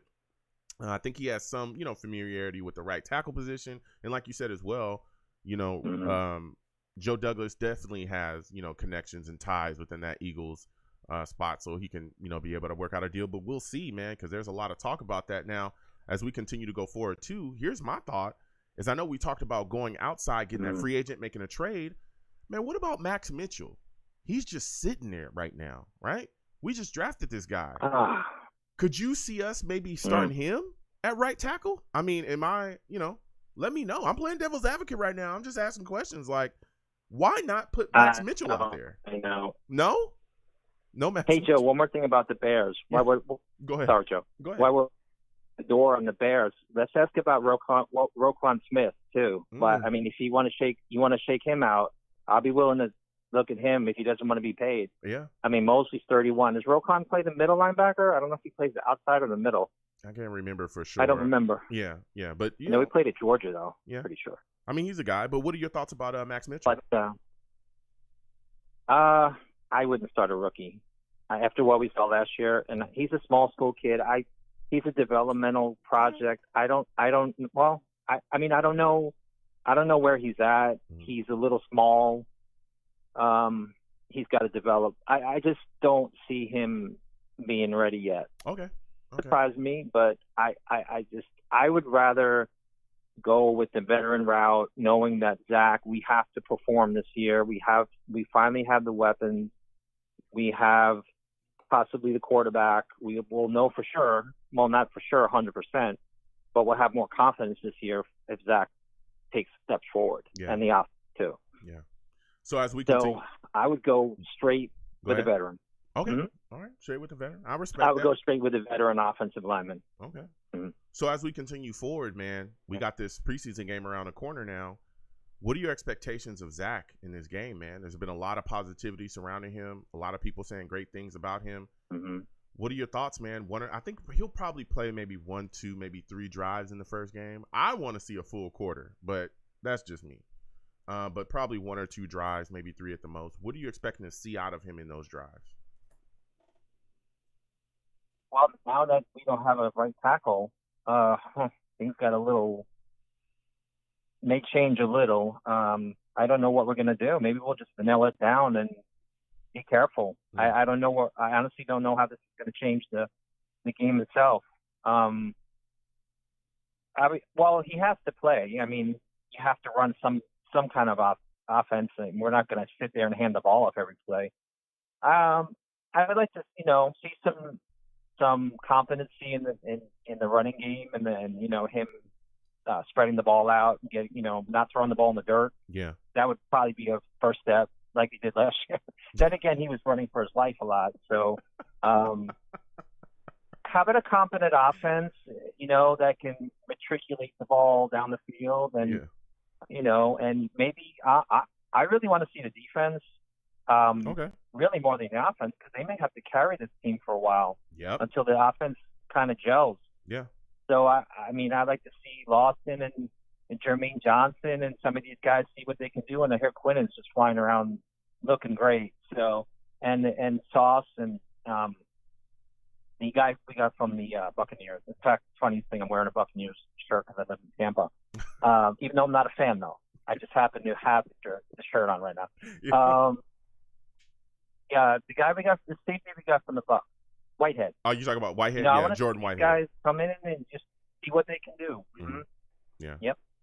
Yeah. So, my final question for you, my friend, before I let you go, is when we look at the situation, everybody's excited about this upcoming game. What 2 position battles are you looking forward to the most? What 2 position battles are you keeping your eyes on the most when you're watching this game? Is it cornerback? Is it wide receiver? Are you looking to see how Mims kind of pans out with the other guys that are battling there? What are you looking at? I think Sauce. I'm not worried about Sauce. I have a high confidence level in him. I wanted him to draft anyway. I would say I would say probably the wide receiver to see what Wilson has and see what kind of formations they run and how they move the ball. Against a real opponent, not practice. They're playing against their own players, so they probably know the offense. It's kind of how to utilize tight ends, how to utilize a running back. Brees Hall, I'm interested in. I think he might be the steal of the draft, quite honestly. When it pans out, because that guy has deceptive speed. I mean, he is like a big physical runner, very elusive too, and has great speed. Can catch the ball in the backfield. I think he's a guy I really want to see kind of make his presence felt. Okay. Listen, my friend, I want to thank you for calling in. So I got Joe. Sorry. Absolutely. Listen, it was phenomenal to speak with you. You have yourself a good night, all right? All right, Joe. I'll talk to you soon. Love the show. All right. Thank you so much. I appreciate you. Listen, Ted calling in, man. Ted calling in with some takes, man. He's got some takes. We're going to continue to get to these lines. Again, 515-602-9639. 515-602-9639 is the number. Call in. We are taking all callers. Please give the stream a thumbs up if you have not already. Share the stream with your friends, your family, across your social media platforms. And also subscribe, hit that notification bell. So when I post content, you folks will be in the know. That's how get those alerts when I go live. Everybody sliding on in here, giving us your takes, everybody going back and forth. And again, salutes to all the savages in the chat. They get after it, man. Salutes to everybody. Salutes to my guy, Dave. He says, hey, Jets fans, I know this already. I know you know this already, but you have yourselves a fantastic Jets content creator. Dude allows you to completely finish your thought. Yeah, I do. I don't agree with everybody, Dave. Now, I will say that. I don't agree with everybody, but I would like to respectfully go back and forth with people. You know what I'm saying? But if you get a little too crazy, I got to get you out of here, or I got to hit you. Some people I have to hit with this right here. You know what I'm saying? You're smoking crack. Stop. Some people I got to tell to stop, Dave. I'm just being real. Some people I got to stop them. But we'll continue to get to these lines. Salutes to you, Dave. Thank you for watching and joining the stream as well. Please, all the savages, keep going crazy in the chat. Ask questions. We'll get to you in a second. A lot of things going on. Next, on the line, I'm going to get to my guy 914 coming directly to you. Salutes to you, my friend. I want to thank you for calling in tonight. Listen, we're talking about it. Mekhi Becton. It's a situation. He's injured. Give me your thoughts on what the New York Jets should do at tackle at this point, man. How are you feeling? I'm feeling awful. It was unfortunate to hear. But the worst part about all of this, really the worst part, is that now, because of this, now we have to hear the Joe Douglas haters come out of the woodwork and throw their hissy fit. Yeah, that's true. I mean, the people who are, really, I don't mean to be rude, but the lack of intellect among these people is astonishing. Wow. Wow. Go ahead. We get it. 2020 was a rough draft. You're holding that against him, and you're saying because of that, you want his head on a silver platter. I got to censor this for you because I know how you feel about inappropriate words. But these people are so dumb. They could not find their own rear end with a flashlight, a map, and handwritten instructions. Listen, I'll tell you, you're going for it, my friend. You speaking your mind right now, and I respect it. Here we go. I respect it. You're saying what you got to say now. I understand, people are throwing their hissy fits and upset, because Becton again has been injured. But what do you think JD will do? Do you think we're going to try our best to sign Dwayne Brown, and is he the guy that's like the leader in the spot of bringing in a tackle? Is he a guy that you want, or do you think we could possibly go forward and just, pull up Matt Mitchell and let Max Mitchell kind of do his thing? Well, I did hear. Well, Douglas did go on the Fan this morning, and he did say that. Which one did you? The first one you said, what was his name? Dwayne Brown. I know they're working to try to get a deal done with him. Yeah, I saw that they were working on that. So, I mean, that would be a good option. You know, if you feel comfortable with Max Mitchell going forward at this point, you know, then I guess you could give that a try. You know, honestly, just do what's best for this team. You know, just do what you think is best. Don't. That's what I'm saying right now. So let's say if you're bringing in a guy like Dwayne Brown, he's a guy that plays left tackle. Are you okay with moving Fant to right tackle? Because Fant was not very good at right tackle. It's a tough decision. That's a really tough decision. We know Fant's a better left tackle than a right tackle, as we've seen, you know. So that's going to be a really tough decision to make, you know. Yeah. And it's going to take careful evaluation by this coaching staff. Yeah, it is. Now, as we continue forward, you look at this situation, man.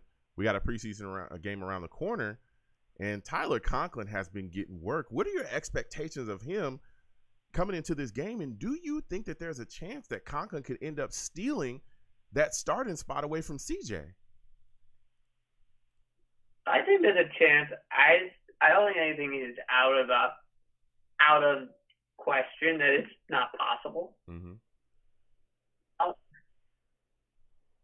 Yeah, you know, I'm seeing Tyler really do work and do his thing. He's making a lot of catches. He was targeted a lot in green and white scrimmage, and he's putting some stuff together. So I could see that as well. You know, he's definitely going to challenge. But I like CJ and what he brings to the table, and especially again when you look at our issues at tackle that we have now, depending on how we sort this stuff out. You know, this tackle or this tight end position could really end up upgrading and helping this offensive line out a lot. Just, you know, in blocking and just some of the scheme stuff that we use now. Another thing I think is going to be impacted by our offensive line is Zach Wilson, man. What are your thoughts about him going into this upcoming preseason game? What are your expectations for him? Well, my expectations are, like I said, Joe, well, he's only going to play a little bit, but I expect to see good, capable football from him. Yeah, I'm expecting that as well, man. Hey, I want to thank you for calling in, my friend. It was great to speak to you. You have yourself a good night, man. Oh, by the way, I got to mention this. I thought I mentioned this. Yeah, man. He had some takes. He had quite some takes. We're going to keep getting to these lines again. 515-602-9639. 515-602-9639 is the number. Call in. We are taking all callers. Listen. Please give the stream a thumbs up if you haven't already. Subscribe. Hit that notification bell so when I post content, you folks will be in the know. Share the stream across your social media platforms with your friends and your family. Anything you give to the stream is greatly appreciated, whether it be Super Chat or the Cash App, which is at the bottom of the screen. It's all greatly appreciated. So next, we're going to get back to these lines. Listen, the next caller I'm going to, he brings heat. He brings the heat, all right? I'm going to my guy, Monty, okay? Monty, welcome to the stream. Security system immediately going off. Yo. He's in the building. Oh, no. He's in the building. Salutes to you, Monty. Yes, sir. Welcome back, yes, my sir. friend. Yes, sir. Listen, it's good to speak to you. Yeah. You already know Mekhi Becton gone down with that chip fracture. Yeah, you already know what I'm going to say to you, Joe. Go ahead. Already know what I'm going to say to you. Okay, tell us. You know, you talking all that whole Mekhi Becton is this all-pro dude. Yeah. This, that, and the third. Oh, man, Joe Douglas knocked it out the park with this pick. And hey, Joe, I tried to tell you, man. I tried to tell you about what a fraud is. And Did Becton, Did you? A fraud. He's a fraud? Yeah, I did. How is he a fraud, Monty? You know, all this stuff is recorded, Joe. How is he a fraud, Monty? The man worked. Listen, you had Greg Van Roten thrown into the back of you. You get your knee jacked up. You're out for a year. He comes back, works his butt off, gets back out into the field, and has a chip fracture. Did he work his? He didn't work his butt off. He came in training camp out of shape. Sir, he was in shape. He got himself. He got himself into football shape. He got himself into football shape, sir. He's in shape. Yes, he's in shape. He's in shape. Joe, he was in not shape. In shape. Like he was not in shape. So he you tried say, to play Monty, his way into shape. He was not. He was not in shape. He tried to prove everybody wrong. He wanted to come in there with his little a bus shirt on and try to prove everybody wrong. He was very. Hey man, I can't help it. He was Mr. Glass, man. He's Mr. Glass. That's all. And this is what I'm he talking can't stay about. On the field. This is what I'm talking about. Fans just sitting back, going at Becton now that he has his knee injury. This is crazy. This is crazy, Monty. Listen, the guy worked his butt off and he's back out on the field. He hasn't been on the field for the last 2 years, Joe. Like Monty, it's 2 years. Monty, if you get somebody thrown into the back of you, you're going to miss time on the field too. You're acting like, this is what kills me, right? About people that have your take. You guys literally he was hurt before, hold on. Joe. No, he was Monty. Hurt Monty, you guys act like Mekhi Becton was walking down the street and his knee just exploded. like that's not what happened. He had a guy thrown into the back of him. This year he tries to come back. He tries to come back, and guess what happens? It's a fracture, a chip fracture in the right knee. Okay, these things are happening. All right, yeah, that doesn't mean that doesn't mean he's wildly injury prone. That doesn't mean any of these things. He's dealing with the situation. He's always been injured, Joe. Like you know this from his first year, his rookie season. He's always dealing with knick-knack injuries, and then he goes from dealing with knick-knack injuries to missing games. Do you forget his first season? He was an elite tackle in this league. Do you forget that? Everybody, he was not an elite tackle. He was not an elite tackle in this league. Are you serious right now? We've discussed this plenty of times. Monty, yes, he was not an elite tackle. He was not elite tackle. You are insane. We have to face that on. Monty, literally, Becton was an elite tackle his rookie year. He honestly was the best offensive player that we had. He wasn't. He was the best offensive player. Who was better? Who was better for the New York Jets Becton's rookie year? Please tell me. Silence. Exactly. So, you making it seem like if you're the best player on the worst team, what is it? That's not saying much. That's not saying anything at all. You're trying to say saying that you put it together. Mekhi Becton is the best player on the Jets. We didn't have anybody. It wasn't like he was just the best player on the Jets, Monty. He was one of the best tackles in the league. I'm not just saying that. You acting like I'm the only person saying that. I'm not. What? Damian Woody said that. Hold on. Damian Woody. Damian Woody said that. Damian Woody is a homer. Oh my goodness gracious! Like he's a homer. Monty. Everybody can look at Mekhi Becton and realize, like, look, he's a mammoth of a man. He has a loads of potential. Wow. But can we be honest right now? Wow. He has not lived up to his potential as a player. Monty. And you saw it last year before he got injured in camp. He was getting olayed by Carl Lawson left and right. So I mean, like, what? I don't understand. Like, you're talking about he's not even the best tackle in his class. Wow, Monty, you're really sitting here? You're really sitting here, literally trying to readjust history and say that Becton was not elite his first season. That is insane. He wasn't. That's insane. So that's was insane. he That's illogical and insane. Okay, Joe. That's was insane. he first team all rookie? Was he second team all rookie? Dude, we literally watched him all season dominate. He was not on we either saw team. him. We saw him dominate. He was not on either we saw team. him dominate top pass rushers in his rookie season. He was stuffing guys like Bosa. He stuffed Chubb. He stuffed multiple top pass rushers that season and was unanimously around the league called elite. Damian Woody, he is not a homer. Damian Woody has dumped on the Jets before, live on TV. He is not a homer. You're insane, Monty. You're insane. You're trolling. I want to move forward, though. I don't just throw stuff out there. Because you're throwing that out there if you're telling me that Becton wasn't elite his rookie season. Based off what? You're insane. Off his play. He was off of his play. Because if he was elite, he would have made first team. He would have made a first team You're all insane, pro. Dude. All pro. He did not. He didn't make first team all rookie. You're insane. He didn't make any of those things. He wasn't a Pro Bowler. He wasn't none of those things. You're so insane. all that elite stuff, Joe. You're insane, come on Monty. now. You're insane, Monty. That guy was unbelievable. You're looking at potential. Unbelievable. Him being a mammoth of a. I am not looking at potential, Monty. This was literally said by analysts. Baldy literally came out multiple times and talked about Highway 77 and how he is an elite tackle. Oh, okay. And So how that's the what New we're York doing. We're just Jets going by running what game analysts say now. changes when they run behind Highway 77. He's unbelievable. Oh, okay. Okay, Monty. Okay. Listen. Okay. If that's so, what yeah, you believe, let me just take the word. So so I guess everything Stephen A. Smith says is gospel. Then, okay, huh? these guys. Bells. Okay, I guess that's gospel. Huh? You're insane, Monty. Let's move forward because you're completely crazy. When you look at the Jets tackle position I'm now, turned up right now. I'm sure you are. You're turned up and you gotta turn it off. Listen, when you look at the Jets tackle position right now, what are you doing? What are you doing? Are you now that Becton's down? Are you going with Dwayne Brown? Are you moving Fant to right tackle? Are you going with Max Mitchell? How are you handling the New York Jets tackle position if you're the general manager? We totally mismanaged the offseason. We knew that the tackle position was going to be thin. I think that's one of the positions that we're the lightest at.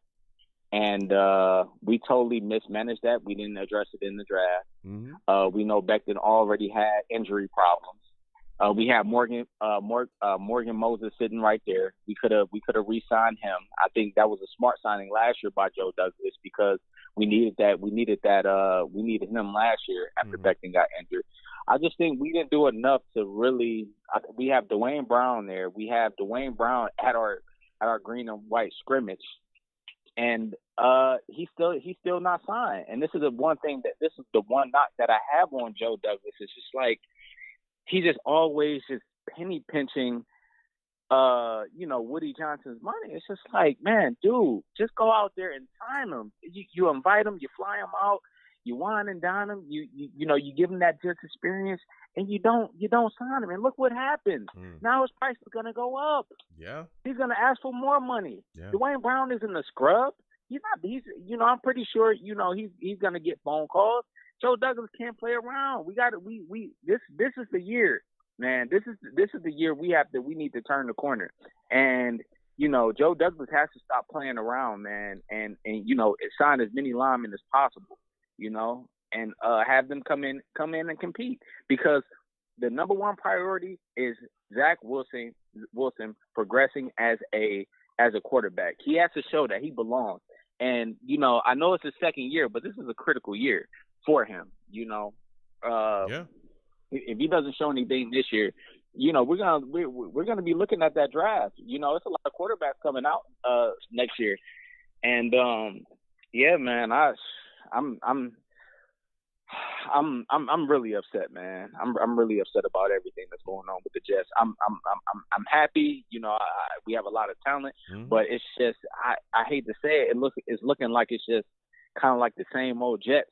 Type of deal. Hopefully I'm wrong. Yeah. Hopefully I'm wrong, but it just looked like it's heading that way. Well, the reason why I don't think it's necessarily heading that way, and again, I love Mekhi Becton, and it sucks to see him go down, but I think we're much more talented than we were last season, and I think we have much better coaching than we've had in the past. Right? Last season, we had a lot of issues because, our offensive line was bad, but our offensive line was bad last season, but there was also some other issues, right, that were bad too. We had a lot of injuries at wide receiver. We had really no tight end to really step in and have the type of impact that we need offensively, all this other stuff. Well, this year, it is different. So the surrounding parts can help with some of the things that we're going to be missing with Mekhi Becton off the field, right? Because now you can go into big sets because we have the coach and Mike LaFleur. We've seen him do it before. We've seen him be able to offensively adjust to some of the things that we have going on, some of the negative spots, and really get the best out of this football team and out of offensive playmakers that we have. Well, now we've added Garrett Wilson. A second year of Elijah Moore. Corey Davis is healthy. He's going to be back in this season. Braxton Berrios is here. You look at C.J. Uzomah, Tyler Conklin. Those guys are two great additions. And Jeremy Rucker was just on the field today. He's gotten off this injury. He's ready to go. So these are things that are really going to help. I like him. I'm ready to see what he's going to do. Yeah, so these are some of the things that's going to help. And again, I keep talking to people about this. The New York Jets recommitting to running the football is going to be huge. I mean, we talk about losing Becton, and that sucks. Yeah. That sucks. But guess what? That was going to be huge. Yeah, that is going to be huge. But guess what? We went out and got that guard this offseason, right? That is phenomenal. I mean, completely phenomenal. So that upgrades us. We're not going into this year with Greg Van Roten and, a guy that doesn't get it and can't block. When you got Lakeland Tomlinson out there now, you know what I'm saying, Elijah Vera Tucker on the right side, again, George Fant on that left side. The issue, again, we're worried about the right side, but the surrounding parts are so much better that we can sustain this. Again, it's going to take some innovative offensive play calling, but we're going to be able to sustain it. That's why I'm down in the dumps because I love Mekhi, but I'm not, at the bottom of the pit. I think we're going to be okay. Now, the big thing is Zach Wilson. Go ahead. So do you believe in the coaching staff? Because I'm not. I think that's another thing too. It's like when I look at Robert Saleh, he has to show me. I don't want to go back into this. Here's the thing, Monty. A situation where. Here's the thing, Monty, and I hear what you're saying. You don't want to go into a situation like, with Bowles or you have questions about him. This is the first year that I think we've had the pieces to effectively run Saleh's scheme. We had no pass rusher last season. And I tell people this every time. It's, to me, like, football is really, it could be very simple. It can be very complicated, but honestly, most of the time it's very simple. If you look at us, we're supposed to look exactly like the 49ers. That's literally how we're supposed to look. And if you look, that's how we're being built. Okay, like, that's why Elijah Moore was drafted. He plays that Deebo Samuel role. We got a big target, right? We're in a very quarterback-friendly scheme. The San Francisco 49ers run the football heavy. If you look at how we're being built, we got 2 running backs, Michael Carter, Breece Hall taken in the second. The offensive line has been revamped. We had big tight ends. That screaming. But you got LaFleur running the show, though. Yeah, but LaFleur showed you last season. Shanahan is one of the most greatest minds. Hold on a second, though, Monty. But again, LaFleur showed you last season that he is capable. And again, if you look at Robert Saleh, you saying you have questions about him and the defense and stuff. Guess what? This is the first year we've even had the pieces to effectively run the defense. We had no one to provide pressure last season. That defensive scheme is all about pressure. You look at the San Francisco 49ers, they got Warner, they got Bosa, they got other guys as well. What do? They provide pressure. You don't need top-end corners in that scheme. That was one of the reasons why people were so excited about him bringing that scheme here, because it's like, okay, the secondary needs to be decent, but they don't have to be Jalen Ramsey. You don't need a bunch of Ramseys out there at corner. But I'm not a huge fan of that scheme. I'm not a huge fan of that scheme, though. I don't see how. Really doesn't. It's oppressive. Kind of has like a bend but don't break type of defense. And it's oppressive. Look at San Francisco, man. San Francisco had a lot of talent, man. They had elite talent. Yeah, they have, and that's what you need in this league to compete. If you don't have talent, listen. If you can't rush the passer effectively in today's game, you're dead. The New York Jets haven't had a pass rusher in like 30 damn years. I talk about it every year. Do you know how easy it is to talk about the Jets defense every draft? Let's get a pass rusher. I could literally do a month full of shows on the fact that the Jets haven't had a pass rusher in years. Month. Every damn month I could do that. John Abraham, my friend. I'm saying that's it. That's the only. John Abraham, Sean Ellis. That's the last time we had some guys that could get some pressure on the quarterback.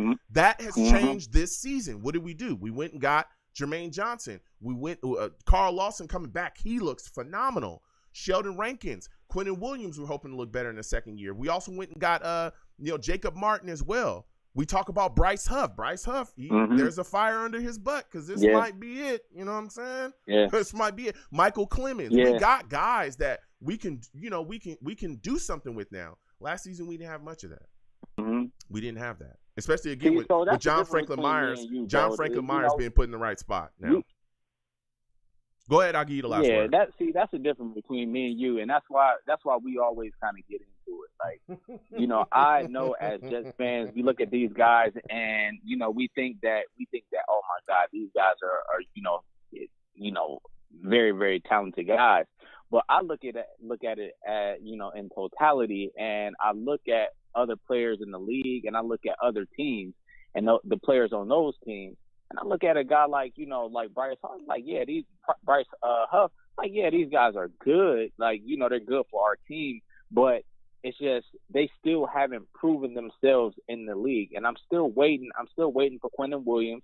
I'm still waiting to see what Carl Lawson is going to do. I'm still waiting for these guys to prove that, we're elite talent in this league. There's only one guy that I've seen, that I know for a fact who's gonna be the guy, and it's Sauce Gardner. Like I know for a fact I'm willing when they put my house on today. He's gonna be like a player in this league. Mm-hmm. But that's my only thing. It's just like, yeah, man, we have talent, man, and I feel like we have good talent, but I've yet to see these guys just put it all together and make themselves, really good players in this league. Well, here's and respected league wide. Yeah, here's the thing, Monty. I think this is the year because again, we're finally built up. We're finally built correctly. In the past, we haven't been. It took Joe Douglas some time, which is what it is. But listen, Monty, I want to thank you calling in. I got to slide off, my man. All right, it was great to speak to you. Next time I have a show, you call in. All right, my friend. Good talking to you, man. All right, you have a good one. Yes, sir. Listen. Yes, sir. All right.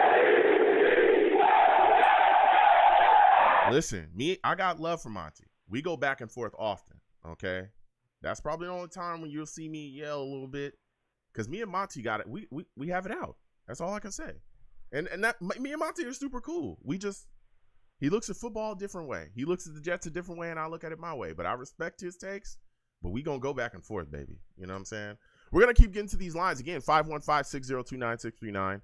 515-602-9639 is number. Call in. All right?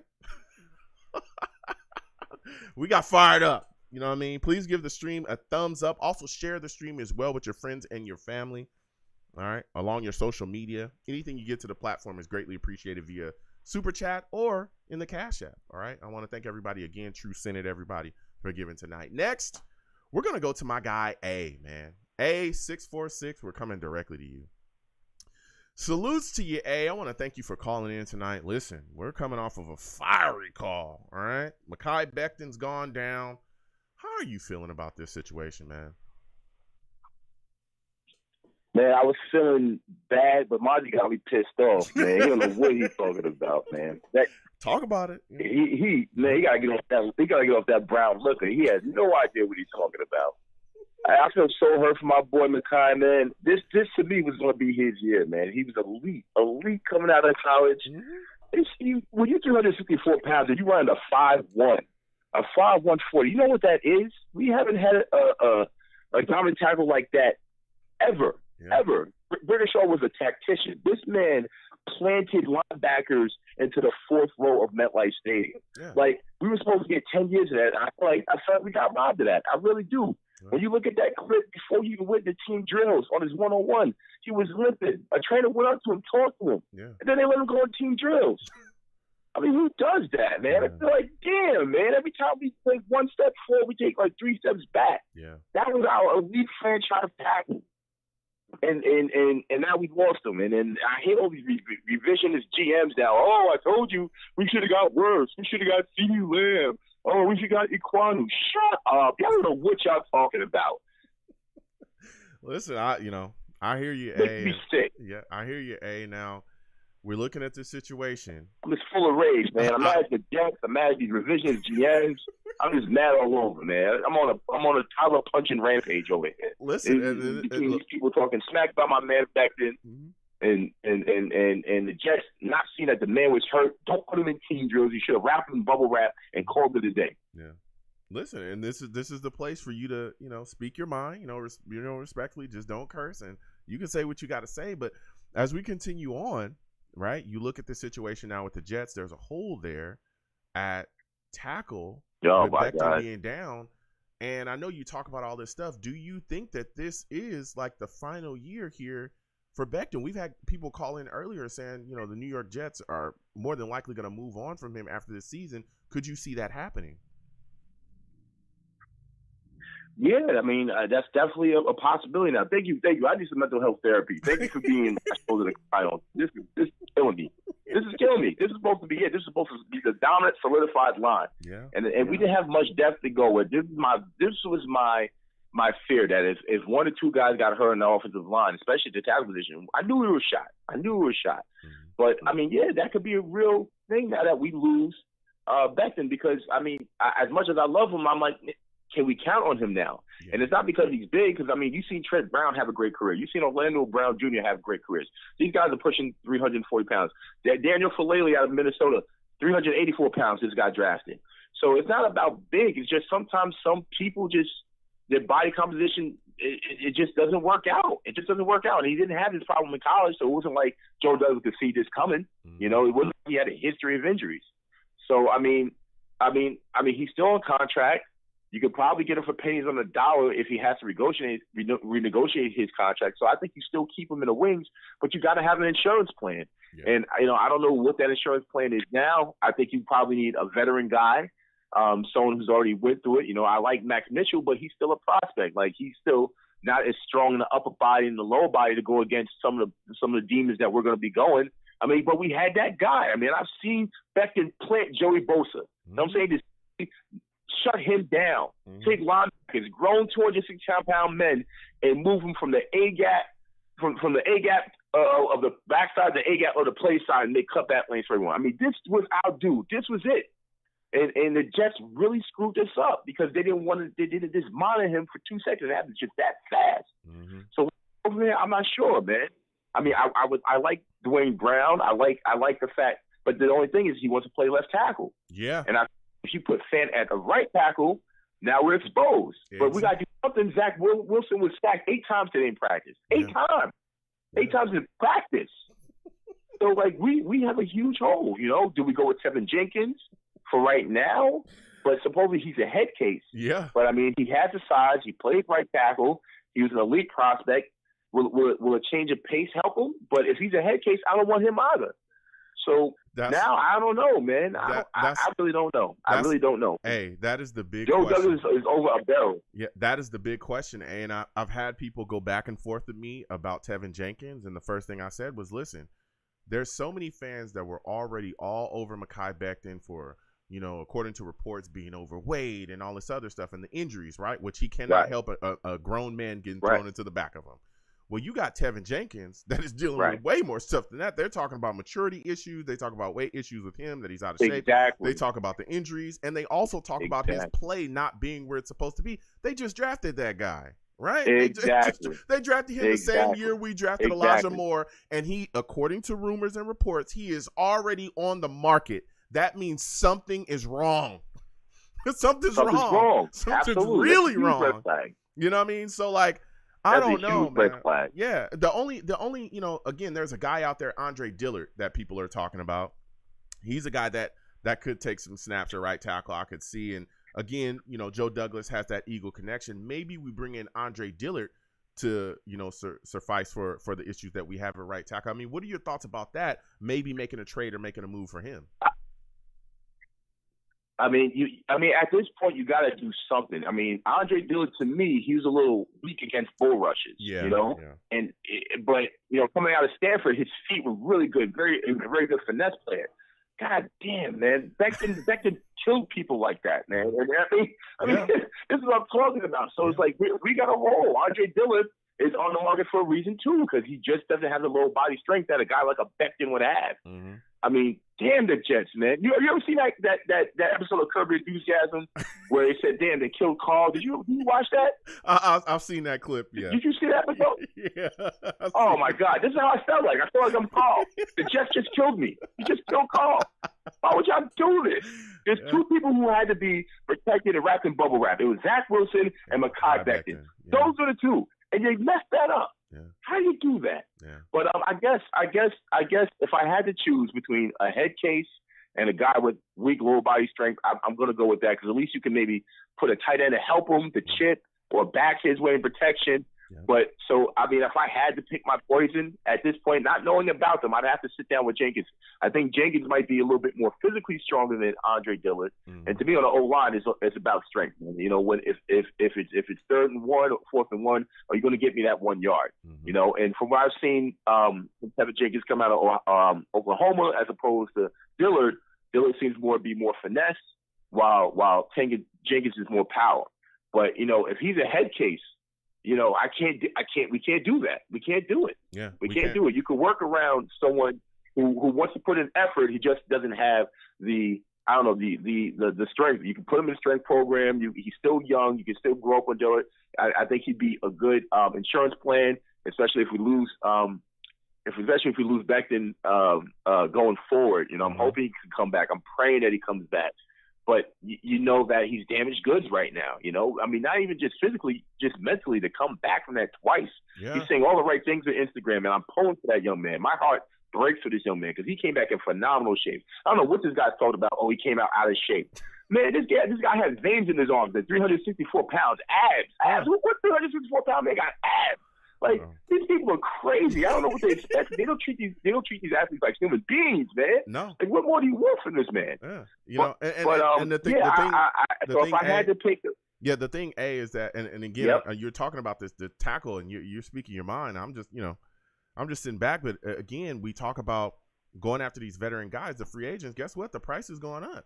It's going up because they know you're in need. That's what happened. You are in need. Like you said, right, Dwayne Brown, right. The price goes up, and he's over a barrel. Yeah, we're not just talking about the guys on the outside. What about the guys on the inside? This is Fent's last year of his contract. You don't think that he's looking around going, okay, if I end up staying at left tackle, no. Even if you move me to right tackle, yeah. If I play well, guess what? My price is going up too because I know you don't have any other option. I mean, you got Mekhi Becton coming back off of being out for 2 years with a knee injury. Right, another chip fracture on the right knee. Hey, guess what?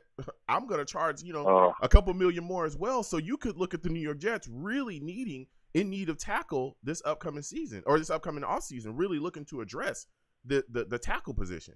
I mean, all around. If we move on from Becton, like a lot of Jets fans are talking about, that's a hole. Then you got to look at George Fant if he ends up walking away. Because again, if he plays left tackle solidly this year, there are going to be teams that are going to be vying for his services. And he will get paid. If you can show that you're a solid left tackle in this league, you know that, hey, you're going to get paid. So then we can end up with no tackles. Absolutely. I mean, it's hard to find. Yeah, absolutely. It's wild. Absolutely. It's wild. So, I think right now, go ahead. You got to – I would wait it out for Fant a little bit, right? Mm-hmm. Hopefully the mean he comes back to the average or mean or whatever, and he plays well but not well enough, and then you got to sign him no matter what because you're right. If he plays decent, it's going to go way up. So you got to get him. You got to buy low because you don't want to sell. We're not trying to sell him high. You got to buy him low now while you can. I think that's over. I mean, they should have probably took care of that a while ago. That's what I'm saying. Hey. And Dwayne Brown. Hey, but I'm telling you, I think that buy Dwayne low. Brown, I might have to back off of him. Yeah, I think that buy low is over. Yeah, you got to buy low. I might have to back off of him and go with Andre Dillard and chip him with running backs and send protection to his side with tight ends or chip with the running back or tight end, and then we might have to go from there. If Tevin Jenkins is good, I don't know. You got to interview this kid. I feel like he has the body, he has the strength. He's aggressive, but if it's true, he's immature and all that stuff. Because people say some stuff. They say the same thing about Becton that he's immature. And Chicago is a pretty tough market over there too. They had Matt Nagy over there. He didn't rub people the right way over there, Matt Nagy. So maybe it's a Matt Nagy situation. We don't know. Yeah. So I would investigate Jenkins. If Jenkins is a head case and that's confirmed, you go with Dillard, and then you got to send help for that kid's side. But we cannot go into war right now with Edoga and Max Mitchell. We did it today. And Zach got sacked 8 times. Yeah, he did. Zach 8 times in practice. We talking practice. I'm talking about Allen Iverson. We talking about practice. Yeah. And okay? again, you're talking about got that 8 times. Yeah, you're talking about buying low. Like I said earlier, buying low is out the door because we're already in this situation. There is nobody. He knows. Hey, this guy's hurt. He's not going to be done for the year. I can have my way. Buying low, right. There is no there. That's out the window now. The second that Becton, chip got that chip fracture, the price went up. So we'll see what happens going there. And like you said as well, absolutely. Looking at this situation, it's tough, man. It's tough because even if you're waiting for Connor McDermott to come back, Connor McDermott hasn't looked good all camp. I mean, it's insane. It's insane. Like I said, I trade him for a bag of footballs. Connor McDermott, Lord of mercy. Listen, so before I get out of here, we're relying on Connor McDermott. Yeah, before I get out of here, because we got to slide off in a second. Really quickly, give me two position battles. Give me 2 position battles that you're going to be looking at in this upcoming preseason game against the Eagles. Really quickly. Well, now tackle, and I guess. Christ, I don't believe I'm saying this tackle, and I guess safety. I'm curious to see who's going to pull up for this free safety. Whitehead has a strong safety on smash. I want to see who's going to be able to be that ball hawk. And then he's saying Willie Parks is having a good camp. They said Joyner, he's a Wally veteran, and I mean Ashton Davis. I don't know. He's on the back of a milk cart. No one's heard from him since 1977. They put him on the back of a milk cart. I don't know where he went. So I mean, he might be the last nail in the coffin for this 2020 draft class.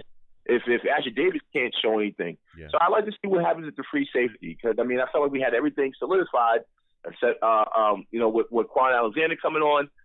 But, now that we have this hole in the right tackle, we got to see if someone will come save us. Dillard, Jenkins, I don't know. Maybe Jesus will come out on high for the mountaintops and save us and play right tackle for us. I don't know. But we need someone at right tackle now, and then we'll see the safety. So if I had to say it, right tackle and safety, because we upgraded every other position except for these two now. Yeah. Well, listen, hey, I got to slide off, man. I'm so destroyed. I get it. I need you to call in on the next show. I love hearing from you. You have yourself a good one, all right, hey? Thank you, brother. Appreciate you, bro. Have a good one. Absolutely. Listen, A calling in, man. He calls in with his takes. Listen, people are upset. I'm here to listen. I'm here to talk. I'm a Jets fan. I love this team. Listen. So we're going to start to close the show out, man. Oh, this has been a phenomenal show, full of fire. So much going on. Salutes to my guy Dave in the chat. Dave says, did you hear that Roquan wants out of Chicago, Roquan Smith? Yeah, I've heard a little bit about it. I know, I think he's a middle linebacker. We'll see how things play out there. I don't know if JD will make a move right now for a middle linebacker, but he'd be a guy you could add. He's all right. He's pretty solid. But we'll see what happens, going on out there. But right now, right tackle is on my mind. We've got to figure that out, and we got to make a move to shore it up, especially, again, this game is right around the corner, man. The season's it's coming soon, all right? And this offensive line has got to gel, or we're going to have a lot of issues going forward. So I'm going to go ahead and close the show out now. Salutes to all the savages in the chat, everybody going off. Listen, I'm the man of the people. I'm here for the people. Let me shamelessly promote my Facebook page. Everyone go on Facebook, search The Long Beach Joe Show. Like that page. My content's up there. Go ahead and give it a listen. Message me. I'll message you right back. I love going back and forth with folks about this football team. Also, leave me some feedback. I love hearing about what you folks think I do here on The Long Beach Joe Show. All right. I'm also on Twitter as well at YoungJ000. Again, YoungJ000. Go ahead and follow me. I'll follow you right back. You want to troll me? No issues. I'm the troll that lives under the bridge, and I will have my Vera Tucker jersey on at all times. At all times. All right? Vera Tucker, the best young guards in the league. Saw him dominate people last year. He was on the left side then. Now he's on the right side. He's going to roll people all over the place. All right? We got to figure out that right side, though. That right tackle spot is it's tough. We got to see what's going on. Again, I want to see Mekhi Becton.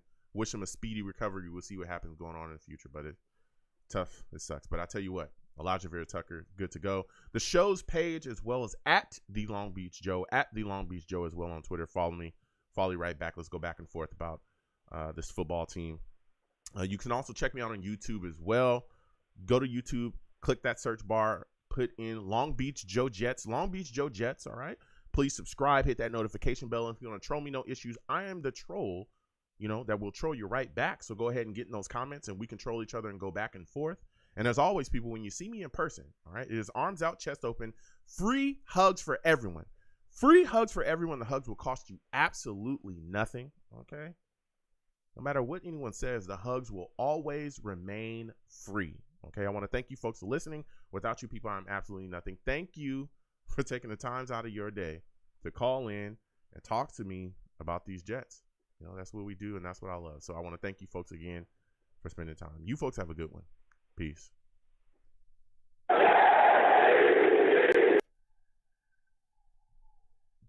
1 second, folks.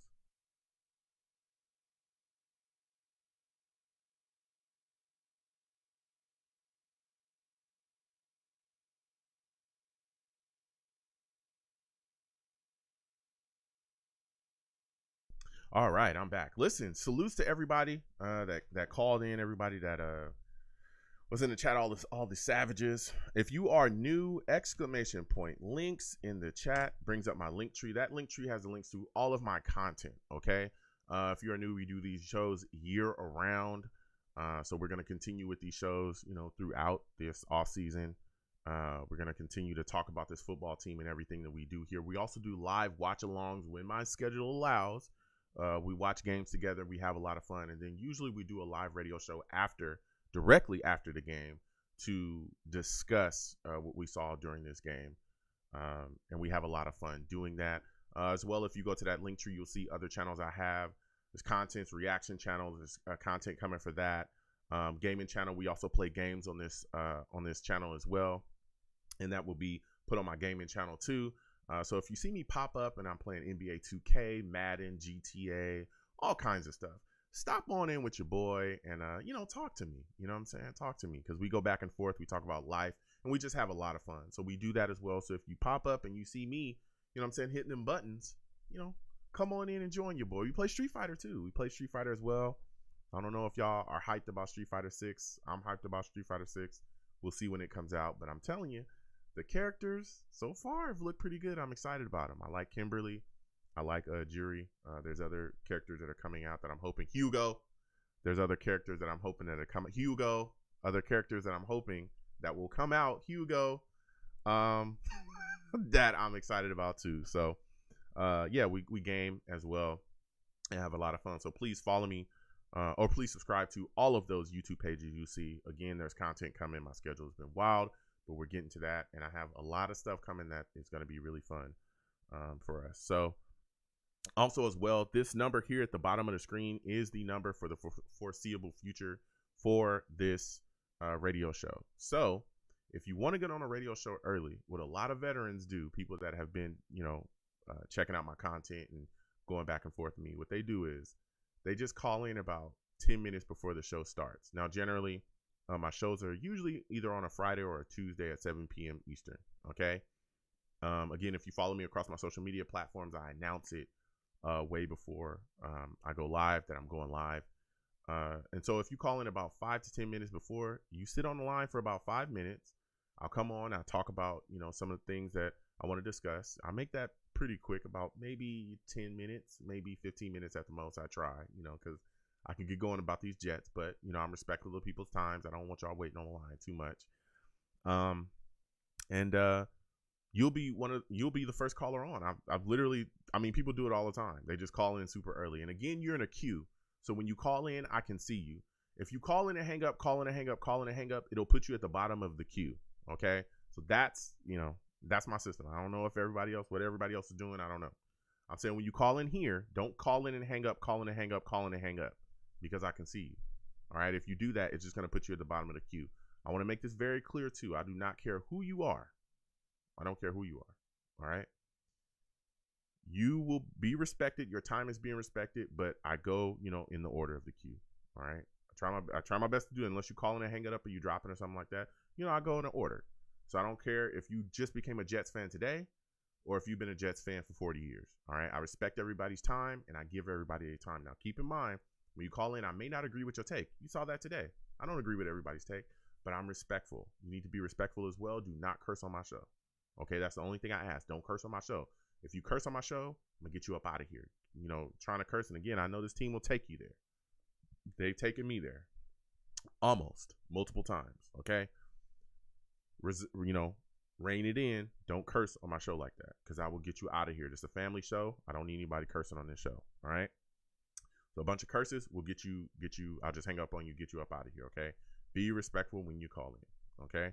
And let's go back and forth. And again, I respect everybody's time. I cannot give everybody like 30 minutes, right, to talk, but I'll give you time to get your points out. Let's go back and forth and get your takes. All right. And also, when you call in, please have a good connection or a good phone. Don't call in and have from the back of a Home Depot trash can trying to call me.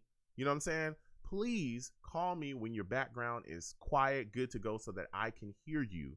If I can't hear you and I can't hear your takes without all this crazy noise and your phone is going in and out, please don't do that. I need to be able to hear you. Okay. Make sure your phone's good to go. Make sure everything's good to go. And then give me a call. Let's go back and forth about your takes. All right. So make sure your background's clean and make sure your phone is good.